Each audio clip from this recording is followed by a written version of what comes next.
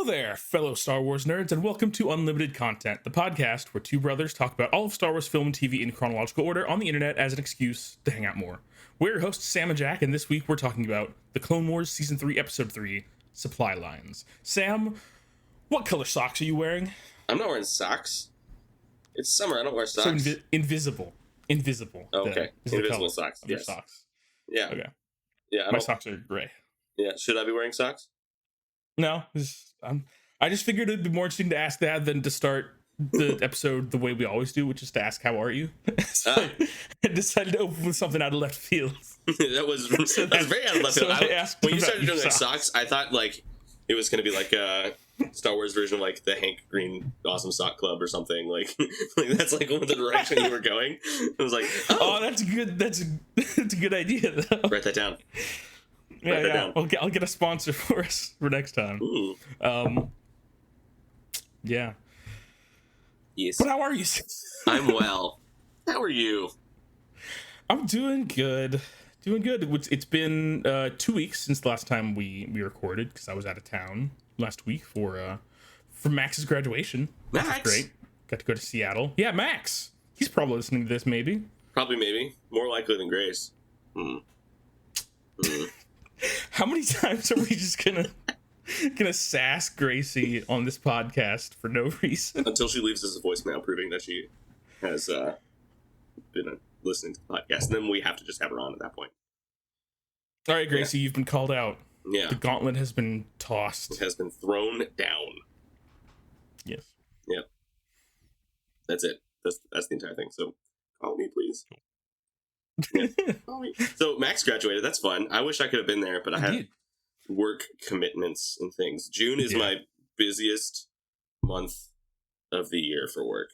And Max has the nerve to go to a school that graduates in June. Because in my brain, I was like, May is super open. I'll definitely be able to go to Seattle for Max's graduation in May. But no, he graduated mid-June. I think they used the trimesters. Yeah, trimesters, quarters, something. Yeah. Yeah. It's different than the usual, is the point. Yeah, it is an unorthodox. As opposed to I graduated in June, like early June. No, you graduated towards the end of May. I remember because my wife and I started dating. My first date with Sarah was the week before your graduation, and my first date with Sarah was like May 15th. Oh, okay. It was like in the middle of the week, and then your graduation was like that weekend. Okay. I didn't know it was that recent. Like, yeah, well, I mean, we had been like seeing each other for like a month at that point, but like at first, like we had just been like hanging out like late at night, just getting to know each other, and like because we had been friends for a while. But like this is becoming the how did Sam meet his wife or whatever. We'd known each other for 2 years, and we just realized right before I was about to move from Kansas City to Dallas that we liked each other, and we just started talking nonstop for about a month. We would just like any chance we got, we would hang out with each other. And our first formal date was May 15th. So okay, and then like a week after that, you came to Austin for my graduation. Yes, and you told me. I remember how you told me that you had a girlfriend. You were like, oh, we were like in the car together, and you're like, oh, by the way, my girlfriend says congrats on graduating. And I was like, cool. I was like, wait, what? And now she's that's neat. I didn't know that was. Yeah, I'm learning all sorts of things. So you two knew each other for, you said 2 years before. Yeah, we've been friends dating? for 2 years. Wow. And then I was getting ready to leave, and we like both said like, hey, we like each other in better terms than that. But that's basically what happened. Yeah. So. Ding. Well, neat. The more you know. The more you know. This has been our new recurring segment, Sam's Love Life, a history. Yeah. My love life with my wife of 3.5 years. So here we are. It never stops. Well, we do have a sponsor this week. What? No way. Yes. I don't believe it. Yeah. Who would sponsor us, Jack? Who has deigned their what am I saying? I don't know. Who are we so lucky as to have as a sponsor this week? This week, our episode is sponsored by Therapy. Get therapy, everyone. It's good. If you can afford therapy, you should get it. It's like not even like a Star Wars thing. It's just like go to therapy. No, at a certain point, I was like, I'm only going to be able to come up with so many Star Wars related pun fake businesses, and so I was like, what else would be like fun and interesting? So I was just like, the concept of therapy is sponsored. Yeah, we're gonna. Yes, we're gonna be sponsored by Abstract Concepts sometimes from now on when I can't come up with anything else.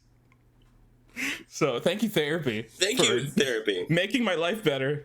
Yeah. And sponsoring this episode. Thank you, therapy. Therapy, come back into my life. Go to therapy.com/therapy/unlimited content to get 80% off your first order of the concept of therapy. Of the concept of therapy. Yeah. Yeah. Oh man, I miss my therapist. Oops. I don't know. So I had been seeing a therapist for a while, but it was like through like the university like community mental health center that he was studying at. While he was like, I was like the guy he was using to get hours, or one of the guys he was using to get hours. And so he graduated, but isn't licensed yet. So I'm like waiting for him to like be licensed so I can like go back to him. But yeah, well, I'm very lucky in that I have a job with benefits that provides well for insurance purposes, health insurance, and I can get therapy for pretty cheap. And yeah, I do not have that. Yeah. Rip. Yeah. Yeah. Yeah.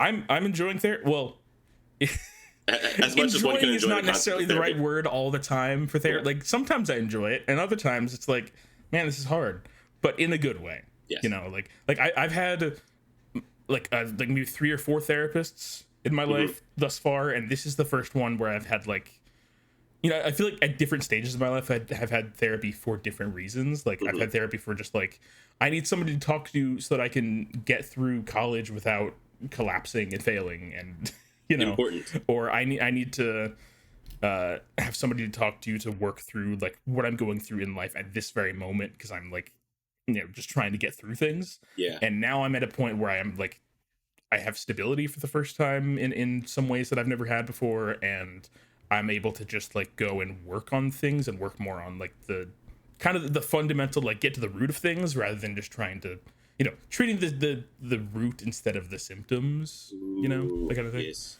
So that which deep is work, the deep work yes, of therapy. Yeah, which has been great, but it's also, again, it's hard. It's hard sometimes, definitely. But it's been really good, and I've made a lot of, I feel like I've made a lot of personal progress the last, like, I don't know how, maybe 6 months, 8 months that I've been seeing this therapist. So good. It's been going well. That's great. Anyway, happy for you. Yeah, you seem to be doing well. Yeah. Thank you. Yeah. This has been the first installment of our new recurring segment. Jack talks about his therapy. Every time we do a new thing, it's going to be a recurring bit, and then it'll never come back again. Yeah, the recurring bit is that we don't have recurring bits. Yeah. We've got recurring bits. It's just that when we call attention to them, they're not actually bits. They're just a one-off joke. Indeed. All right. Well, Sam, what have you been up to in the past couple weeks? It's been a bit. I know you've been busy, but I've been very busy. It was Father's Day yesterday, I believe. It was Father's Day yesterday. Happy Father's Day. Thank you. How was your Father's Day? It was good. I was out of town for most of it. I got home at like 3 from a work trip. It was a youth group thing. I'm a youth minister, and I brought my youth group to a thing for the weekend, and didn't realize when I scheduled it that it was on Father's Day. It was the day I would be getting home, so stonks. But one of my chaperones remembered that it was Father's Day and got me a Whataburger gift card, and that made me smile largely. Oh, yay. It warmed my heart. Yeah. Do they have Whataburger up in Kansas City? Yeah, thanks to Patrick Mahomes. Yeah. Right. I remember you telling me about this. Because Patrick Mahomes grew up in Tyler, Texas, quarterback for the Texas Tech Raiders, and now is worth $500 million and owns every single Whataburger franchise in the Kansas City metropolitan area, of which there's like a dozen now. When I first got to Kansas City, there were 0. Now there are a dozen. I'm very happy. Wow, that's fast. It is fast. It is fast. I mean, I've been in Kansas City. I've been in Kansas City longer than Patrick Mahomes has. So, that's impressive. You know, there there are better things to spend your half a billion dollars on, but there are also worse things to spend your $500 million on than than getting Whataburger to more places. Yeah, so I don't know. I can think of that. Like, of all the like not life or death things to spend your money on, I can think of few better things to spend your money on than bringing Whataburger to a place that doesn't have Whataburger. But yeah, so I got that from one of my chaperones. My wife and my in-laws kind of went in together and got me a weed whacker. It's just a thing we needed. So I haven't used it yet, but I'm excited to use it. It's a very dad gift. It's a very dad gift, so I got a weed whacker. And Sarah also got me a 12-pack of a Shiner IPA that I've never had before, and it's delicious. I'm drinking it right now. Cool. Were you there when we went to the Shiner like brewery? Yeah, that was if it was a few years back. Me and the parents and I think Max and Gracie all went to we went on a day trip somewhere and went to the Shiner brewery, which it was cool, but also I don't drink, so it was like, you know what, it's neat. It's really my takeaway from that experience was every time I see somebody drinking a Shiner, I'm like, oh, I've been there. Yeah, there you go. Yeah, see, the brewery experience works. But so I got those kind of like all my like big things for Father's Day, but I did get a Star Wars thing from Marion. Marion? From Marion. Can I show you? I mean, show me. Yeah, I'm going to show you on the video right now. And I'll describe it. Oh, that's good. Okay, viewers, what I'm seeing right now is what looks like a coloring book drawing that has been partly colored in with, I assume, crayon. It says "Best Dad in the Galaxy," and it's got a picture of a nondescript Jedi. I think it's supposed to be Anakin holding Luke and Leia. I think it's supposed to be Anakin, Luke, and Leia, and it says "Best Dad in the Galaxy" on it, and at the bottom it says "I love you." And it's adorable. It is adorable. And Marion scribbled all over it, and it made me smile. I'm going to frame it and put it in my office. Or over my desk here. I haven't decided which one. Probably here, because she likes to point out. We have one other piece of artwork that she made, like a watercolor that she just like scribbled with watercolors, because she's 2. That's what she does. And we have it framed, and every once in a while she'll just point at it like, look, Daddy. And she's just pointing at her art, because she's very proud of herself, which she should be. It's me. I did that. Yeah. I'm like, yeah, good job. It's really good. We love it. Yes. That's why we framed it. Excellent. And then she grins. And so yay. I love it. Nice. Yeah. You know, I gotta say that gift is great, but also the whole like best dad in the galaxy thing, and then putting that next to Anakin Skywalker, like I'm a little like, wow, the bar is really low. I think. Yeah. I mean, like, I think it was my first Christmas. It was like the Christmas either right before Marion was born or Marion's first Christmas. Grace got me a mug with Darth Vader on it, and it said Father of the Year on it. So it's my second Anakin Skywalker, Darth Vader, best dad ever thing that I have. I mean, I don't think there's any other pop culture reference that's turned into more Father's Day gifts than Darth Vader. For sure. To be fair. For sure. Which, like... Yeah. Anyway, that's cool. Yeah, I love it. I'm glad you got to celebrate a little bit. A little bit, yeah. Appreciated. Yeah, and then I'm off today and tomorrow, so I've been hanging out with Marion all day, and we had she was wired, and like we just Sarah was exhausted and I was exhausted. I just needed to like burn off all of her energy, so we made a blanket fort in her room, and then I just laid down in the blanket fort, and she would like play peekaboo, and I would grab her and just tickle her until she collapsed. And then she would run away. And then we did that on repeat for about an hour and a half. And then she crashed. And now she's passed out in bed, so it worked. Yeah. But I was just it was either playing peekaboo with her little she's got this little 3-inch Minnie Mouse action figure that she's had for like 2 weeks and is already rubbing the paint off because she carries it around everywhere and like comes to the bath, or she'll just like bang it on walls because she wants like, look, Minnie's climbing. She's just like smacking it on the wall. And like so yeah I get that the whole like do you ever do the thing where like when you get a new thing that you're excited about, like something you bought or like a book or something, and you're like, I just want to have this with me because it's a new exciting thing. You know, if I get like a new t-shirt that I'm like really excited about, I will like do more loads of laundry than I need to so I can wear the t-shirt more often. Yeah. Yeah. It's the newness, it's the excitement of it. Yes. Yeah. Absolutely. Like there are so many times when I've bought books and then like I'm excited about this book, and I'll like have it with me in my backpack every day when I go to work, and lug it around with you because it exists. Yeah, and not even necessarily read it. I mean, that's a whole other conversation about how I collect media. I accrue things and then don't consume them. Yeah. But when I had disposable income, I did that. Sarah and I had to stop going to half price books because we just buy books, put them on our bookshelf, and like, man, these are great books. We haven't read them, but they're great books. Like, look at them on our shelf. No, these are awesome. I get really that. proud that I have like this whole set of books that I like found piecemeal one at a time from half price books, and then but like I've read like a quarter of them. Same.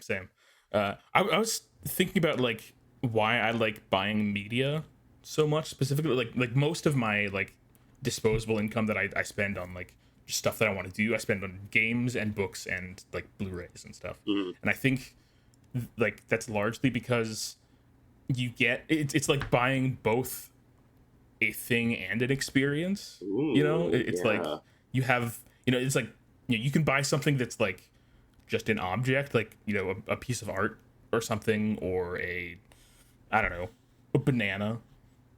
And you've bought a banana before, probably. I have. And it's like it's there and you have it, but it like doesn't do anything, Right. Or you can like pay for like concert tickets or like travel or something, and it's like you go and do a thing and you have that experience, but then there's nothing to like, once it's done, it's gone, Yeah. And so, but when you're buying like a book or a movie or something, it's like you have something to put on your shelf, but it's also an experience that you can have repeatedly. And it's, I don't know, there's something about that like, for sure, yeah that's why I like concert posters. I'll get a poster whenever I go to a concert. Never had the opportunity to get them signed.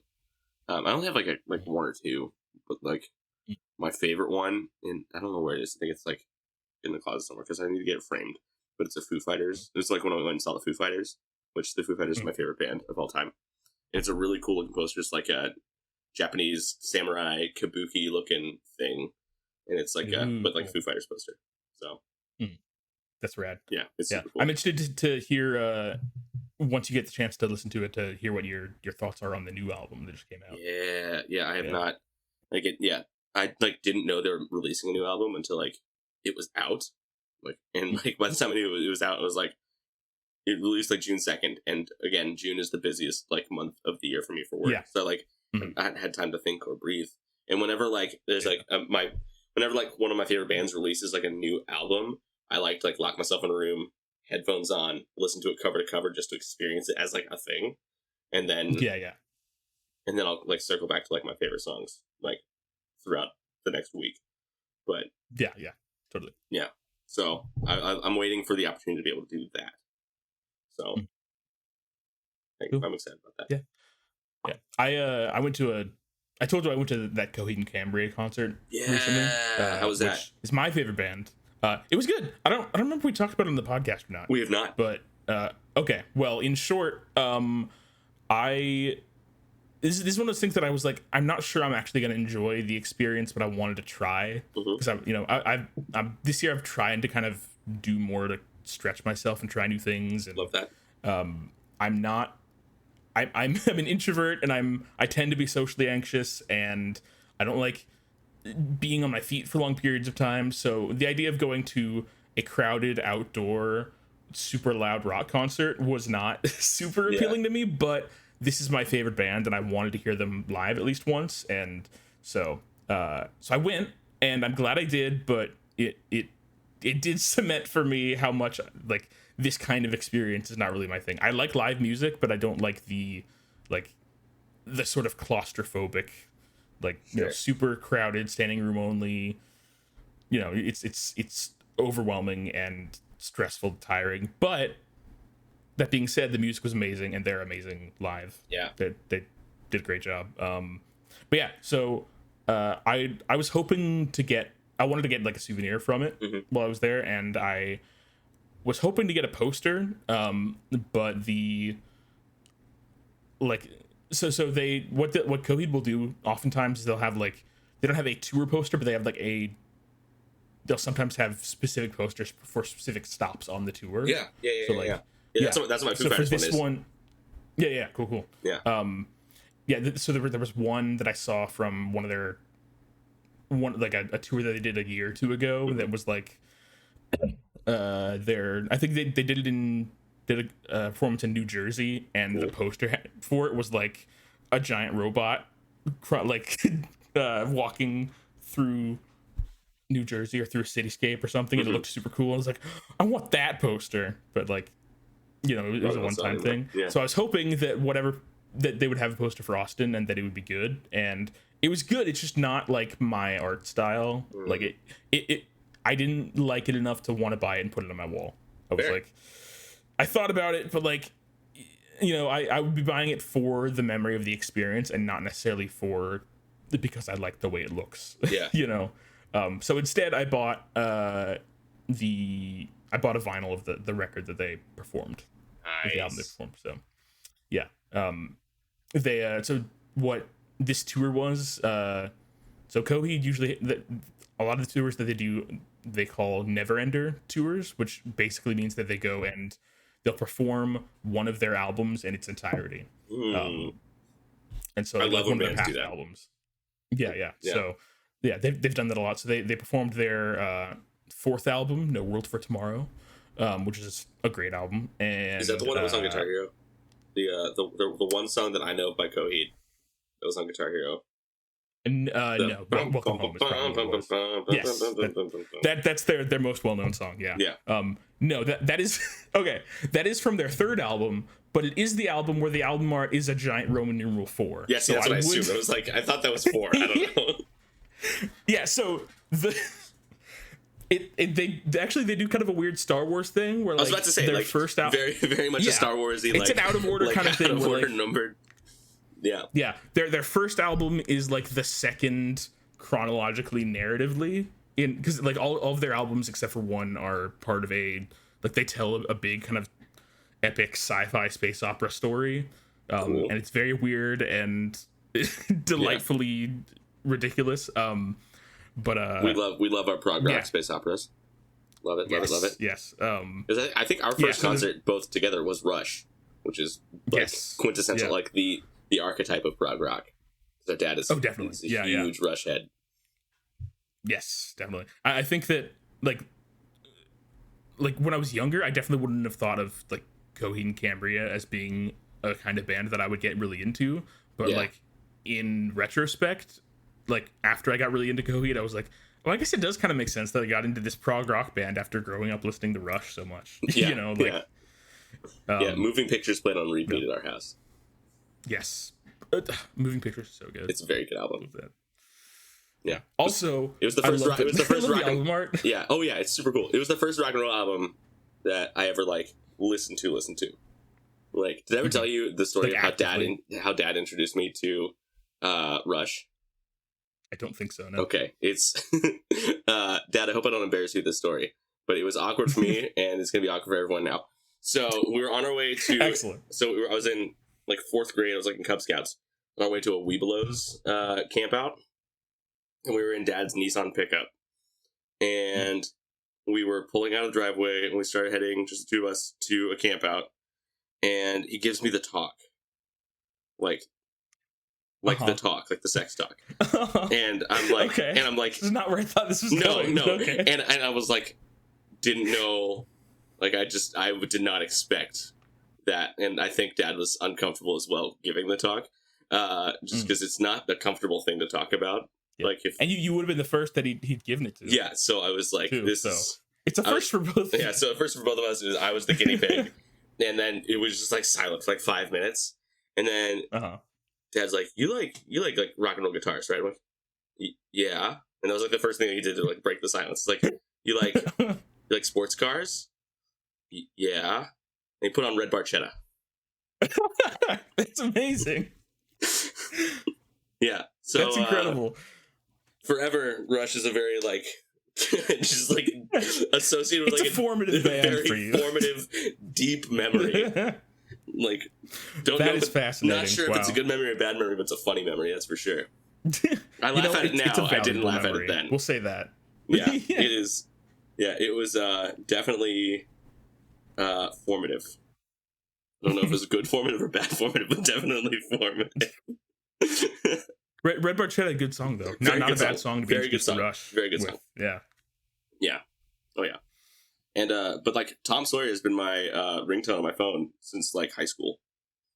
Well, like no, since I got an iPhone. Yeah, since I got an iPhone, Tom Sawyer's been my. Because like my first smartphone was an iPhone, and then I bought the because my ringtone is the It's a great ringtone. Mm-hmm. Yeah. Yep. Yeah. For all the times that I don't have my phone on silent. All 2% of the time. Well, 2% of the time, like when my Apple Watch dies, and I don't want to have my phone in my pocket. Yeah. That's when my phone's not on silent.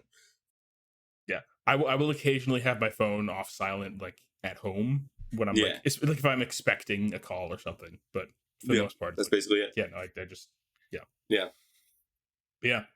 Rock and roll, rock and also roll, roll. Fun. Well, anyway, this has been the first installment of our segment. Sam and Jack talk about rock and also formative experiences from our lives. Yeah, and sex. Or something. I don't know. Cool. Nice. All right. Yeah, anyway, Star Wars. Jack, what have you been reading, watching, etc.? What have you been doing? Okay. Let's see. Well, so one thing I wanted to talk about is I want to talk a little bit about the Seattle trip because there are some Star Wars relevant things that happened. No way. Yeah, so we went for a few days, and we went for the graduation and then spent a couple days just like as kind of a mini family vacation, just going around doing things, and mostly within the like 2 square miles around the Space Needle, because that's near where our hotel was and the graduation ceremony was there. And Seattle is like right. It's like right in the heart of downtown, isn't it? It's pretty close by. Yeah. But yeah. So yeah, went to the Space Needle on the first day. That was amazing. That was not something that I expected to like. It's one of those things where like, yeah, like I'm going to Seattle, I should probably see the Space Needle. You know, just say that I've done it. But like, I wasn't sure if it was going to be something that like, if it was just going to feel like touristy and like something overhyped. But I got up there and it was like a mostly clear sky and it was near sunset when we got up there, and it's gorgeous. It's such a cool experience. It's an amazing view. Yeah, I've never been so lucky to be in Seattle, but I've been to Portland, and I imagine it's like similar, kind of pretty up there. Yeah. You can see mountains in the distance, and you can see the Puget Sound, and the when the sun was going down, you could see the orange and the pinks of the sunset like on the skyscrapers of downtown, and I love that. It's gorgeous, and it's a 360-degree view. You can go all the way around. There's actually 2 levels. There's the top level, where it's like just walls of glass all around you, and then there's the floor below, which is a rotating room. It's slow. The floor slowly rotates. Nice. I think it takes something like 47 minutes to do a full rotation. Interesting. And also the floor is glass, so you can look below you and see. So cool. What's below and around you, which is super cool. And while I was at the Space Needle, I got a couple souvenirs. I got a sticker for my suitcase because I have started like just getting stickers from places that I go and putting them in my suitcase because it's fun. That.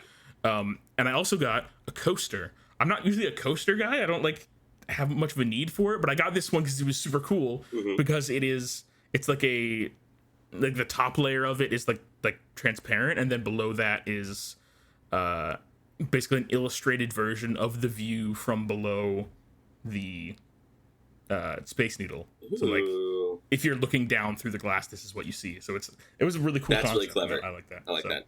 Yeah, nice. That was cool. Anyway, yeah. So that was the Space Needle. Which nice. Cool. But the main thing I wanted to talk about is on our last day we went to the Museum of Popular Culture in Seattle, which first of all, the building is gorgeous. It's I think designed by Frank Gehry, I think that's who did it. It's the same person who designed Walt Disney Concert Hall in Los Angeles. Oh, I've seen pictures of that. That's super cool. So I imagine this is awesome. Yeah, so it's a similar look to it. It's like a big sort of undulating metal thing, you know, sort of abstract looking, and but it's like the color of the metal is like iridescent. So depending on like the time of day and what angle you're looking at it, like the colors shift. It's really pretty. But yeah, Museum of Popular Culture, also known as Mopop. Super cool museum with just lots of like, it's mostly a museum of artifacts from various like movies and TV shows and things, which is cool. Nice. They have an area that's the Science Fiction and Fantasy Hall of Fame, where they like highlight various people who have been influential in science fiction and fantasy, so authors and filmmakers and artists, things like that, nice. As well as like important like franchises and stories and characters and stuff. So like Wonder Woman is recognized in there. And sweet. I looked at, there's a couple video games. There's the two video game franchises that are represented here so far are Legend of Zelda and Myst, which I feel like is appropriate. It's appropriate. Yeah. I've never played Myst, but I know that it is very important to the history of video games, and yes. It's like it's been remade so many times and like been re-released so many times, and like yeah. I just know that I have bought Myst like 4 times and never played it. Are you kidding me? I've started it many times. It's one of those things where like, so the first time I bought it, I bought it on for iPod Touch, which was like not the ideal way to play it. So I tried, and I was like, this is not a pleasant experience to be playing on this tiny screen and to try to click on things. It's like a point and click adventure kind of thing. Yes. Because, yeah, it's a point and click adventure. Yeah. So when I first heard of Myst, the only other point and click adventure game I'd ever heard of was Pajama Sam. And so it's just like, is this like Pajama Sam for grown-ups? It's like, you know, next time they re-release it, they should put that in the back of the box. It's Pajama Sam for grown-ups. Yeah, Myst Pajama Sam edition. Excellent. Yeah, but it's I could go on a whole long tangent about Myst, but I won't to save time because, geez. Yeah. But yeah, I bought Myst on iPod Touch. That didn't work out.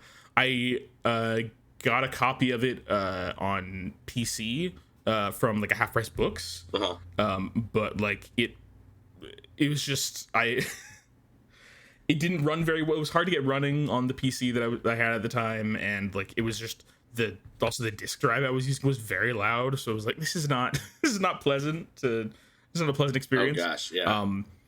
And so then I bought the most recent version, which is supposed to be like basically the best edition of it. It's they remade it from the ground up, and I think either Unity or Unreal Engine, and it's very nice looking, and it's in VR.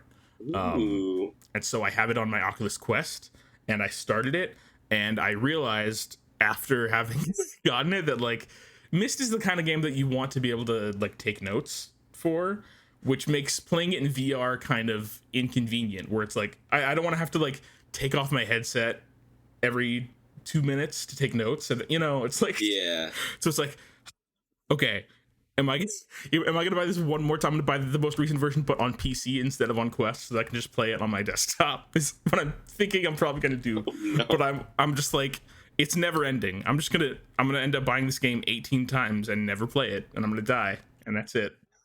Oh no, Jack, no! I'm gonna die and never having played Myst. So this has been the first installment of a recurring segment.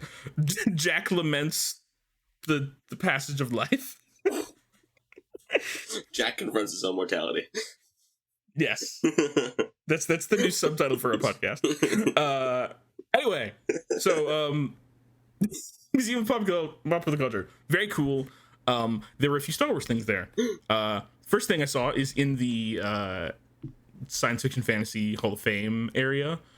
There was a little display case talking about George Lucas, and usually when they talk about a certain person, there's a display case next to it with like a prop or a piece of memorabilia or some important artifact relating to them or something they've done. Yeah. And in this case, it was Luke's lightsaber from Empire Strikes Back and the prosthetic hand that they used for like No cutting way. his hand off. So it was like, it's super cool. Getting to see like, you sent me the picture of it like when you were there, and like I knew immediately what it was.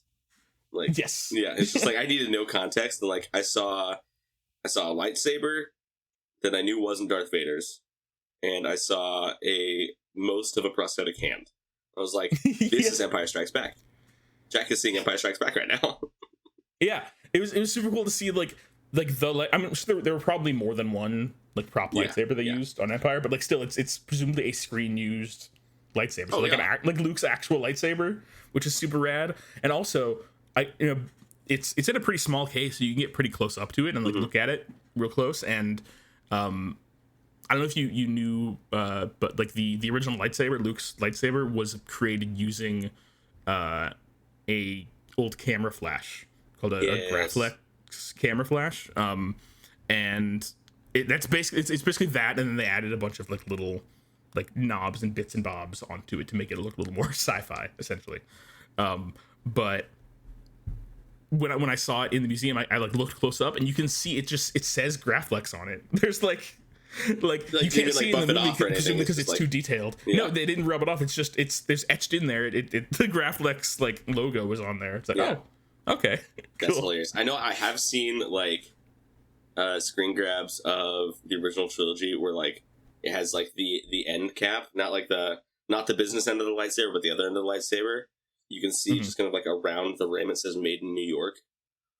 Like you can see that in the movie. Excellent. So I guarantee you there's a Wikipedia article explaining what New York is and what relevance it has to Luke's lightsaber in A New Hope or something. Oh my god. I need to look that up. I need to find out what does New York mean in Star Wars. But yeah, that reminds me, did you know that in The Phantom Menace, the little communicator that Qui-Gon uses that he speaks into is a Gillette razor? Yes. It's just a little Gillette razor that he speaks into. Specifically, I think it's I love stuff like that. It's like a teen girl's like leg shaving training razor. Because it's like a really wide grip. And it's just like yeah. like impossible to drop. I love moments I love things like that where it's like if you look closely enough at something, you're like, oh, that's just like I saw that at Target the other day, and they're just they're just using that as this sci-fi prop. Yeah. That's always cool. I follow this guy on TikTok. It's $12 Star Wars props, and it's like awesome. He finds like screen accurate Star Wars things on Amazon that you could buy and just like have like they always have like weird like drinking containers or like pitchers or things and like or like the shoes that Mando wears, and he'll just like he's like they are these specific safety boots that he bought on Amazon. They're like steel toe boots that you can buy on Amazon. They're like from some random like Chinese company that like they're like a no name brand kind of boot or something. Or like this is the picture that like the one weird dude from Andor, the one who's like always trying to track down Andor and like just like gives like creepy incel vibes the entire time. Like that guy. I was gonna say incel. That's literally what I was about to say. I was gonna say the incel red bill guy, right? Yes. Yeah, but they have like the bowl and like the pitcher that he uses to like pour his cereal because he lives at his mom's house and he eats cereal and like is obsessed with like some like blonde ISB like thing. It's just like this intentionally creepy, but it's something. Yeah, so that's delightful. I need to look at that. I need to see that. I'll see if I can track that. Cool, excellent. Okay, real quick, other things that I saw that were Star Wars related. Yes. There was a uniform from Empire Strikes Back that was like the one of the rebel uniforms that they wear on Hoth. It was like the one that either like Luke or Han wears. I don't know like which one. Nice, like the big old like puffy coat kind of thing. Yeah, that whole thing with the kind of the white cap and like the blaster was there. They also had they had some storyboards of the Hoth sequence with the AT-ATs, and they had a model of like some of the like an actual stop motion model that they used for the AT-ATs in that sequence. That was cool. That's really cool. And then the other coolest thing was I got to get my picture with Greedo. There's just like, I mean, it's just a mannequin, like a black mannequin, like torso with the Greedo mask on top and Greedo's hand next to it, I love that. So it's just it's just Greedo's head in hand, but it's like I got my picture with him. It was like, look, it's Greedo. There he is. Did you say McClunky when you took your picture with him? I should have, but no. You should have. Yeah, the most iconic line in Star Wars. Do we know what McClunky means? Does anyone know what McClunky means? You know, I'm sure somebody's like I don't know if that's like why did George Lucas put that in there? Why? I think he's just trolling at this point. I think he's. I mean, it makes sense. People get annoyed at me for adding things, so I'm just gonna, just for fun this time, I'm gonna add a random nonsense word to this scene for no reason. I invented a new Star Wars swear, just to, like, mess with people.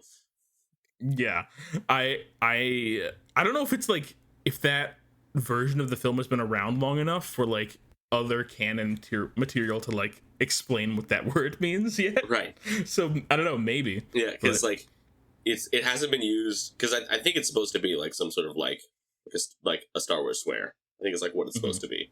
But like we Dank Ferric. like Dank Ferric or Carabast. Yeah. Or something like that. But like, yeah, I haven't heard it in any other piece of Star Wars other than like the re-release of A New Hope. That one it was like came out, the Disney Plus the Disney Plus version. Yeah. Yeah. So like 2019 version of A New Hope. So yeah. Weird. Yeah. Weird.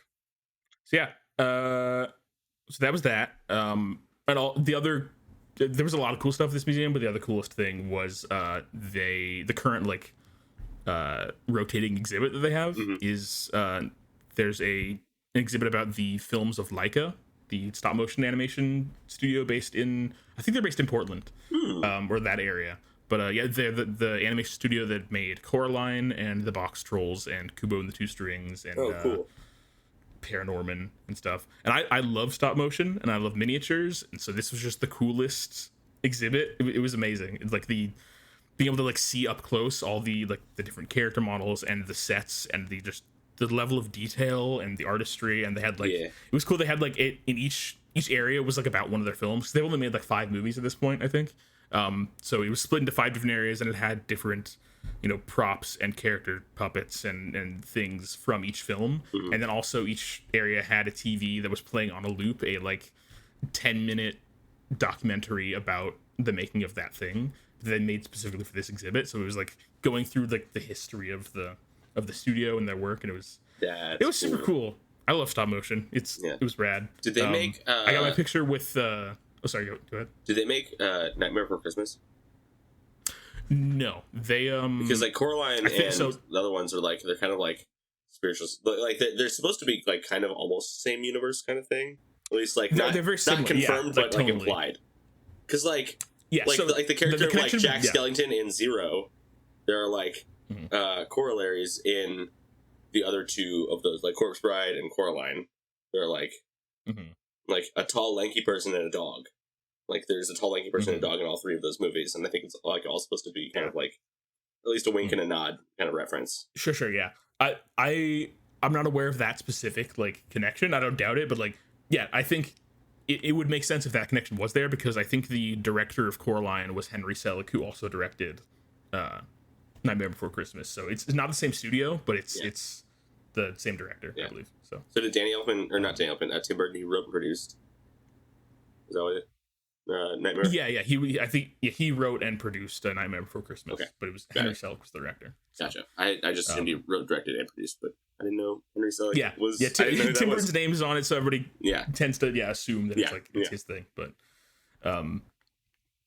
it's interesting that the thing that people most frequently associate with Tim Burton is not actually something he directed. Like that's it's interesting. Yeah, and there was I think probably my favorite. Like there were so many cool things there, but like one of my favorites was the house from Coraline was there, and it's like it's I mean it's a miniature, but it's a massive miniature because like so the character models, the puppets that they use are like I don't know, like 8 inches tall or something, like 6 to 8 inches tall, something like that. Oh dang! And so the house has to be to scale for those characters. So it's like like the house is as tall as I am. So it's a miniature, but it's still like big, you know? Right. So that was super cool. Yeah. And there's also so in Kubo and the Two Strings, they had their largest character ever, which is a like, because like Kubo himself is like 6 inches tall or whatever. And then there's a scene where he fights a giant skeleton, and the skeleton's like 16 feet tall. They had it at the museum, like on display. Did they just like use like one of those like Home Depot like Halloween skeletons that people like put out on the front line? That would be amazing. Oh, like it's awesome. just that, but they just like put puppet controls on it. It's just one of those. I want to see the museum switch that out one day and be like, what are you talking about? This is the original. This is not really the original. Like, I have that in my garage. What are you talking about? That would be a good heist. It would be. It Break would be in with the giant good. skeleton and just like and swap it. Yeah, just swap like it out like Indiana Jones. like with a 16-foot skeleton. Yeah. Sarah really wants one. Like, Halloween is Sarah's favorite holiday, and Sarah really wants like one of those giant skeletons. And we also like, separate but related fact, we like eventually want to like, whenever we have the money to do so, we want to get a property like out in the woods and just like live out in the woods and like have like a couple acres and stuff. And I suggested that like when it's not in the front yard for Halloween, we just hide it in the woods somewhere and put like either shine black lights on it or have like small little light bulbs in the eyes, so that it just like it looks like just like a demon skeleton just like chilling in the incredible the woods. And like maybe I've also thought about like putting it on a track so it just kind of slowly moves. Or like shine a light on it once in a while and then turn the light off and then turn the light back on and it's in a different spot. It's Weeping Angel style. Yes. Exactly. Yeah. I can totally imagine you and Sarah like in retirement just spending all your time just dedicating yourself to being like the mysterious creepy old couple that lives in the haunted mansion over we absolutely in the will woods. Be. We absolutely will be. And then during Halloween you could turn it into a haunted house and invite kids over. Oh yeah. And, like, oh yeah, we would love that. Amazing. Yeah. Yeah, that's right up our alley for sure. Speaking of Indiana Jones, there's a new one coming out, isn't there? So what? There's new Indiana Jones, right? Yes. So the Indiana Jones and the Dial of Destiny. It's supposed to be the last Indiana Jones movie. Allegedly. This is about the fourth one. It's also about the third one, so I'll believe when I see it. True. Yeah. Yeah. But yeah, so that movie's coming out pretty soon, and because of that, I the other day revisited Indiana Jones and the Last Crusade, which had been several years since I've watched that movie. Nice. And it is still amazing. It's still, I think, the best Indiana Jones movie, and it's so Spielberg, and it's so just fun, lighthearted adventure, and you get the relationship between Indy and his dad is great. Sean Connery is amazing, of course, and just amazing movie. Yeah, it's a great movie. I've been meaning to rewatch Temple of Doom. One, because I don't know if I've ever seen Temple of Doom all the way through. I've never seen it either. I haven't seen it at all, I don't think. I mean, granted, I think Mom didn't like having it on at the house, so we just never watched it. Like, yeah. Because it's like, it's the goriest it's supposed to be like kind of the darkest, goriest one, but it's Sarah's favorite Indiana Jones movie, and there's a character named Marion in there, and that's like part of the reason why Sarah loves the name Marion so much, is because of that character in Indiana Jones. So, okay. That's just my daughter's partially named after Marion from Indiana Jones. Excellent. Well, cool. Yeah, so I do need to rewatch it's definitely that. one that's like I need to watch it at some point because I've never seen that one, because it's like I've heard that it's, because I saw Kingdom of the Crystal Skull when it came out in theaters, because it was in theaters and I wanted to see it. It was exciting. I think we saw it together. But I never watched but I never watched Temple of Doom because it was like always, at least growing up, I felt like it was always talked about as, that's the kind of the mediocre one. But like, there's still things people like about it. And Ke Huy Quan is in it. So that's cool. He was at the premiere of the latest Indiana Jones movie, and there's like pictures of him and Harrison together. So that's great. And the other thing I did, so went to Seattle, met Greedo, watched Indiana Jones: The Last Crusade, loved that. And then on the plane back from Seattle, I had my Steam Deck with me, and I played. I finally finished playing through The Wolf Among Us, what is that? which is a narrative adventure game by Telltale. So if you've ever seen like the Walking Dead games, Yep. Like, I know that. Yeah. So because I love The Walking Dead. That's why I know that. Yeah. So The Wolf Among Us is a game that came out, I think, like almost 10 years ago at this point, I want to say. But Okay. it is their, I think it's, other than the Walking Dead series, it's like their most acclaimed game, and it's based on a series of comic books called Fables. And it's basically like a mystery noir drama thriller sort of story about fairy tale characters. The premise is that you play as Bigby Wolf, who is the big bad wolf, in a burrow, a secret hidden borough of New York City called Fabletown, where like fairy tale characters who are like refugees from Europe all live. And it's super interesting. It's a cool is Lord Farquaad the slumlord of this of Fabletown? No, he's not. If only. Well.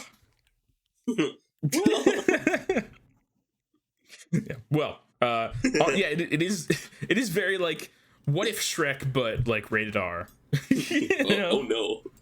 like Shrek but set in modern day New York and with an M rating, Oh my. But yeah, it's very well written. It's a super like interesting, compelling story, and I started playing it forever ago, and it's 5 episodes, and I got through the first 4, and then I just kind of procrastinated until I finally was like, I need to finish this game, and so I did, and it was great.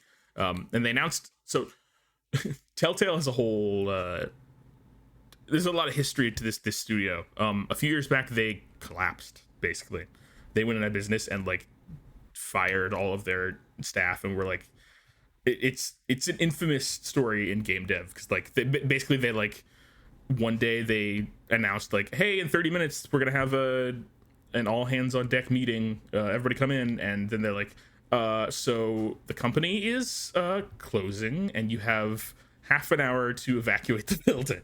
Like, oh my goodness. Yeah, it was rough, and it was like, anyway, yeah. There's a whole lot of, you can look that up. There's so much like interesting stuff about that story, and it's rough and it sucks. But yeah, they The Wolf Among Us 2 had been announced before they shut down, and then since they shut down, another company like bought the rights to all of Telltale's work, and they've basically created a new Telltale studio that has some of the same people that worked at Telltale before, but it's basically a new studio, and they're working on The Wolf Among Us 2 now again, and it's supposed to come out sometime next year, I think. They can rebuild it, make it stronger than it was before. I mean, hopefully. Jeez. Yeah. If the foundations are good, we will rebuild this place. What is that from? Thor Ragnarok. It's Korg. Like right before. If Sarah and I quote that all the time. If the foundations are good, we can rebuild this place.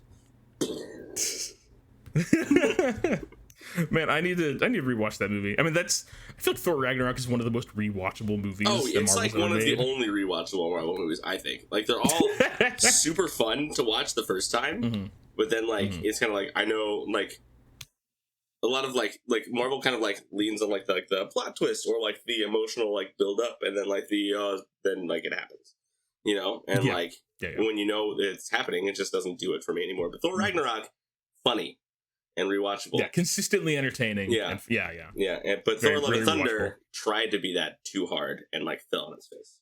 Yeah. I didn't love that. I didn't love that one. Yeah. Thor Ragnarok, very rewatchable. I think the Guardians movies are sure. very rewatchable as well. I still need to see the third one. Same. That one came out recently. Yeah. And then Captain America: Civil War and The Winter Soldier I've watched many times. Winter Soldier is like one of one of like the best solid movies. Yeah. And Winter Soldier is one of the best like movies that Marvel's done. Like, it's just it feels very like, it's like Bourne Identity, but like with Captain America instead of Jason Bourne. Exactly. Yeah. Love that movie. It's so amazing. Good. It's so good. And then Civil War is that, but like also Iron Man and a bunch of other superheroes are there, and then Spider-Man's there, and it's like yeah. That's where we first saw it. It was our first seeing of Spider-Man and Black Panther, right? Yes. Yeah. True. Yeah. Yeah. So, indeed. That's fun. What a movie. And Ant-Man shows up. That's fun. Ant-Man. Ant-Man. Ants. Ants. Yeah. For those of you that don't know what we're talking about, just look up Ant-Man ants commercial. It's a promo they did for the first Ant-Man movie, and it's just it's just Paul Rudd and Michael Douglas saying ants over and over again, right? Yeah, and like patting their drumming on their knees and saying ants. And that's it for like 15 seconds, and then the ad's over. And it's amazing. Kansas City's finest. Paul Rudd. You're welcome. Ants. Yeah. Paul Rudd and Ted Lasso, the greatest sons of Kansas City. Mm-hmm. Yeah. And I finished Ted Lasso. That's another thing I watched. I haven't. I still haven't watched season 3 yet. I'm like still paying for. Sarah and I are canceling Apple TV Plus as soon as we watch Ted Lasso, but it's been like 2 months we haven't watched Ted Lasso yet. So I'm like, Sarah, let's just watch it because we're spending $10. We're spending $10 a month to not watch anything. So let's watch it. Yeah, I know there are other things on Apple TV Plus that are supposed to be good, but just like the only thing that I feel like willing to pay for to watch is Ted Lasso. And now it's over. I really liked season 3. I know a lot of people were like not as into season 3 as they were the first couple seasons, but I thought they ended it really well. It was good. I liked it a lot. Yeah. There's also Jon Stewart's new show is on there. I love The Prog with Jon Stewart. It's very, very good. It's a good show. But one of the, I mean, like most of like the good content that comes out of that show is honestly like the podcast after show that he does. Because it's like, I haven't. Yeah, because like he does. I mean, it's just like a free podcast. Like I listen to it on Spotify all the time. Yeah. Just like this one, listen to our podcast. But like, it's so he like they released the episode, and then like 2 days later, like they released the episode on Apple TV Plus, and then 2 days later they released a podcast, which is him and his producers talking about like their thought process going into the episode, and then a long form interview with an expert in the field, like of like whatever what was going on. So like, I mean, he's interviewed politicians. He interviewed one of my favorite ones. It was like it was something on like finance or like the Fed, like hiking interest. It was like when the Fed started hiking interest rates around COVID or something. But he interviewed Jamie Dimon, who's the CEO of JP Morgan Chase, and like laid into him. Like laid into like one of the richest men on the planet. Yeah. And it was like very satisfying to listen to. Yeah. Yeah. If you want to see a man lay into somebody and just own them with words, Jon Stewart's your man. While making you laugh. But also making you think. We don't deserve Jon Stewart. Don't deserve Jon Stewart. I think that show's great. Indeed. Excellent. I like the interviews that they release with like they'll often like take the interview segments from the show and put them on YouTube and like the full or like the full uncut interview they'll put on YouTube as well. Yeah. The one with like the NRA and like the like state rep from Oklahoma where like, oh my god, that was it's infuriating. And I've not yelled at my screen more outside of a sporting event than like that one. like you dumb son of a... No, I just like it was head worse. Oklahoma, what are you doing? Oklahoma. Yeah, come get your boy. Watching those interviews, it's very like on the one hand very like infuriating and frustrating, and on the other hand very satisfying to like see them like being taken down so like completely and mercilessly. But it's also like it's not going to change anything though, I know, because but I think it is, like I think it has the ability, just because like a journalist and a comedian's like role is to kind of like shine light on like the sketchy stuff that's going on. Like, oh yeah, totally. Like light. I think there's definitely value in what they're doing. Right. Like the light of day is the best disinfectant for a lot of these things. And like, I think if it weren't for like people like Jon Stewart or John Oliver or I don't know who else, but like if it weren't for that, like there wouldn't be like a like grassroots uprising of stuff, and like we're just seeing like a very like a populist kind of like like labor centric like uprising in the United States right now. Like Mhm. you're not seeing it a lot on like the news, but like it's happening, and like a lot of stuff happens Yeah. because of the work of people like John Oliver, John Stewart, and like other Definitely. journalists that I watch a couple like kind of like indie journalists like watch like Breaking Points with Crystal and Sagar. Is a really good independent kind of like left and right kind of show, but like they don't take corporate sponsors or anything. It's just like a subscription based thing. They like, I love it. So there's like they're not like they're not sponsored by Pfizer like ABC News usually is or something like that. Oh wow. Yeah.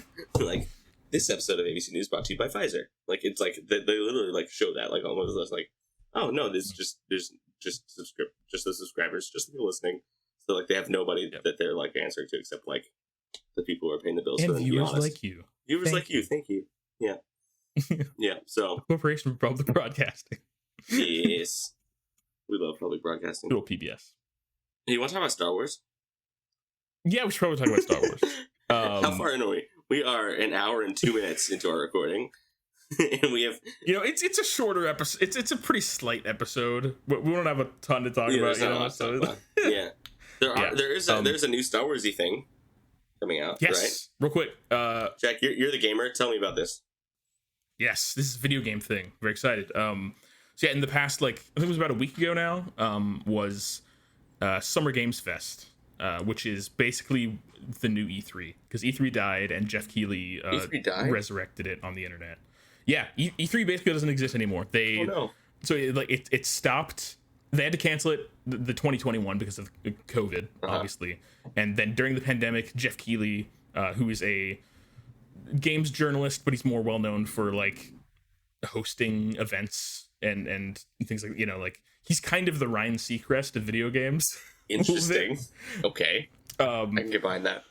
But yeah, he these days he's known for hosting the Game Awards and also for hosting and running Summer Games Fest, which is he created it during the pandemic as like basically a replacement for E3 as like, well, E3's not having this year, but we should have like a big exciting event to be able to celebrate video games and get excited about things. And so he like created that, and it was an online thing, and then that's kind of been the thing for the past few years. Like all the kind of the major companies do their press conferences around this event rather than E3, which is like E3 was canceled this year because so many people pulled out. Like none of the big studios were going to E3 this year.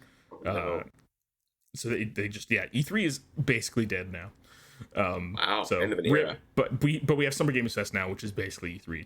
So it's just not necessarily in person. Like they have some stuff that's in person, but it's not like there's not like a show floor like E3 had. So it's different. So what you're saying is the technology company didn't pivot technology wise during COVID, and somebody else who pivoted better with technology took over. Unprecedented, I know. Oh, no. Oh, no. Yeah. But anyway, Summer Games Fest happened, and there was a bunch of press conferences and big old games were announced and exciting things, and it was a good time. And one of the games that was officially revealed, we knew that there was so this is a Star Wars game that is being created by a studio called Massive, which is owned by Ubisoft. Okay. And we knew that they were going to be making a game, but we didn't know anything about what the game was until this Summer Games Fest, where they revealed it, and it's called Star Wars Outlaws, and it is a open world action adventure game where you play as, I think, either a smuggler or a bounty hunter. So it's kind of like this is to Jedi Fallen Order, like what Jedi are to Jedi Fallen Order. This is to like Han Solo. Yeah. Kind of, so it's if Han Solo got his own video game, but like a new character, kind of thing. Like basically, cool. So they showed a cinematic reveal trailer, and they showed some gameplay, and it looks really good. It does look really good. Yeah, I mean, if nothing else, I think all of the big budget Star Wars games that have come out in recent years since like the Disney acquisition, they all nail the look and sound and feel of Star Wars. They all look really, really good. The new Star Wars Battlefront games, as much as people have strong opinions about those games, they look and sound amazing. They look and sound like Star Wars. They're gorgeous. You can't argue against that. Yeah. And the Jedi Fallen Order and Jedi Survivor also both look great. Yeah, it's not the original Star Wars Battlefront 2, but yeah, yeah, nothing ever will be. No, unfortunately, it's one of the best games of all time. I love it. I love it. But yeah, this one similarly looks great. Like visually, it looks stunning, and it looks like a sort of third person cover shooter with like stealth and some like maybe some light puzzle solving and stuff. And there's like a speeder you can get on, and there's like they showed like a chase through the desert, and you can like have like while you're on your bike have shootouts and stuff, and it looks really cool. Looks fun. So that'll be coming out next year, I believe, and I'm optimistic that it'll be good. It looks real good, so that's cool. Probably the same systems as Fallen Order and Survivor. Yeah, this is gonna be you gotta fork up some money in order to have a system to play this. Yeah, this is gonna be it's a big one. This is not a Switch game, fortunately. Yeah, but yes, there was that, and then one other game that is not Star Wars, but I wanted to talk about it anyway because it looks amazing. Is Starfield. Starfield. So Starfield. It's a different star thing. It's a star thing, but it's different. Welcome to our new recurring segment: other things that have star in them but aren't Star Wars. Yep. Episode 1, Starfield. So this is a game that's been in the works for many years now. They announced it like I want to say like 2015, 2016, something like that. This is the latest game from Bethesda Game Studios, who are best known for making the Fallout games and Skyrim, the Elder Scrolls. Yeah, those games. But Skyrim's fun. Yeah, Skyrim is fun. Speaking of games that have been re-released 800 times, yes, Myst and Skyrim. Yeah, I have. Yeah, I have my brother-in-law's Nintendo login on my Switch, and I downloaded his copy of Skyrim, and it's very fun. Excellent. Yes. Thank you, Adam. But yeah, so it's a Starfield is like it's their first like new fictional world that they're making a game in like over 25 years, I think, because like the Elder Scrolls has been around for forever, and then Fallout, they didn't make the first 2 Fallout games, but they took the IP with Fallout 3. But yeah, so like Fallout is this like post-apocalyptic Americana sort of dark comedy setting, and then Elder Scrolls is very much like classic fantasy, swords and magic and whatnot, and dragons and things. Very D&D-esque. Yes, yeah. And then so then their next one is called Starfield, and it's a new universe that they made, and it is a science fiction space exploration based game. Cool. So it's a first person and third person, actually. You can play either way, but it's a role playing game, an action RPG with you can build your own character and decide what traits they have. You can have conversations with people, and you can have guns and shoot things and get into battles. They did it's coming out later this year, and they for the first time did like this like deep dive into the game, because before this we had seen like a little bit of gameplay, and we'd seen some kind of teaser trailers and things, and we had a vague idea of what the game was, but didn't really have a lot of details about it. And so then for this Summer Games Fest presentation that Xbox did, because Xbox owns Bethesda, their kind of like final thing was a like 45-minute presentation just on Starfield. Whoa. I mean, I take everything that Bethesda does and says with a grain of salt, because they have a history of releasing games in broken, buggy states, and then like modders will go in and like fix a lot of the bugs and like add things and change things to make the games better, and like, which I appreciate, but also it would be nice if the games came out in a better state, Yeah, like the game like Fallout 76. That'd be awesome.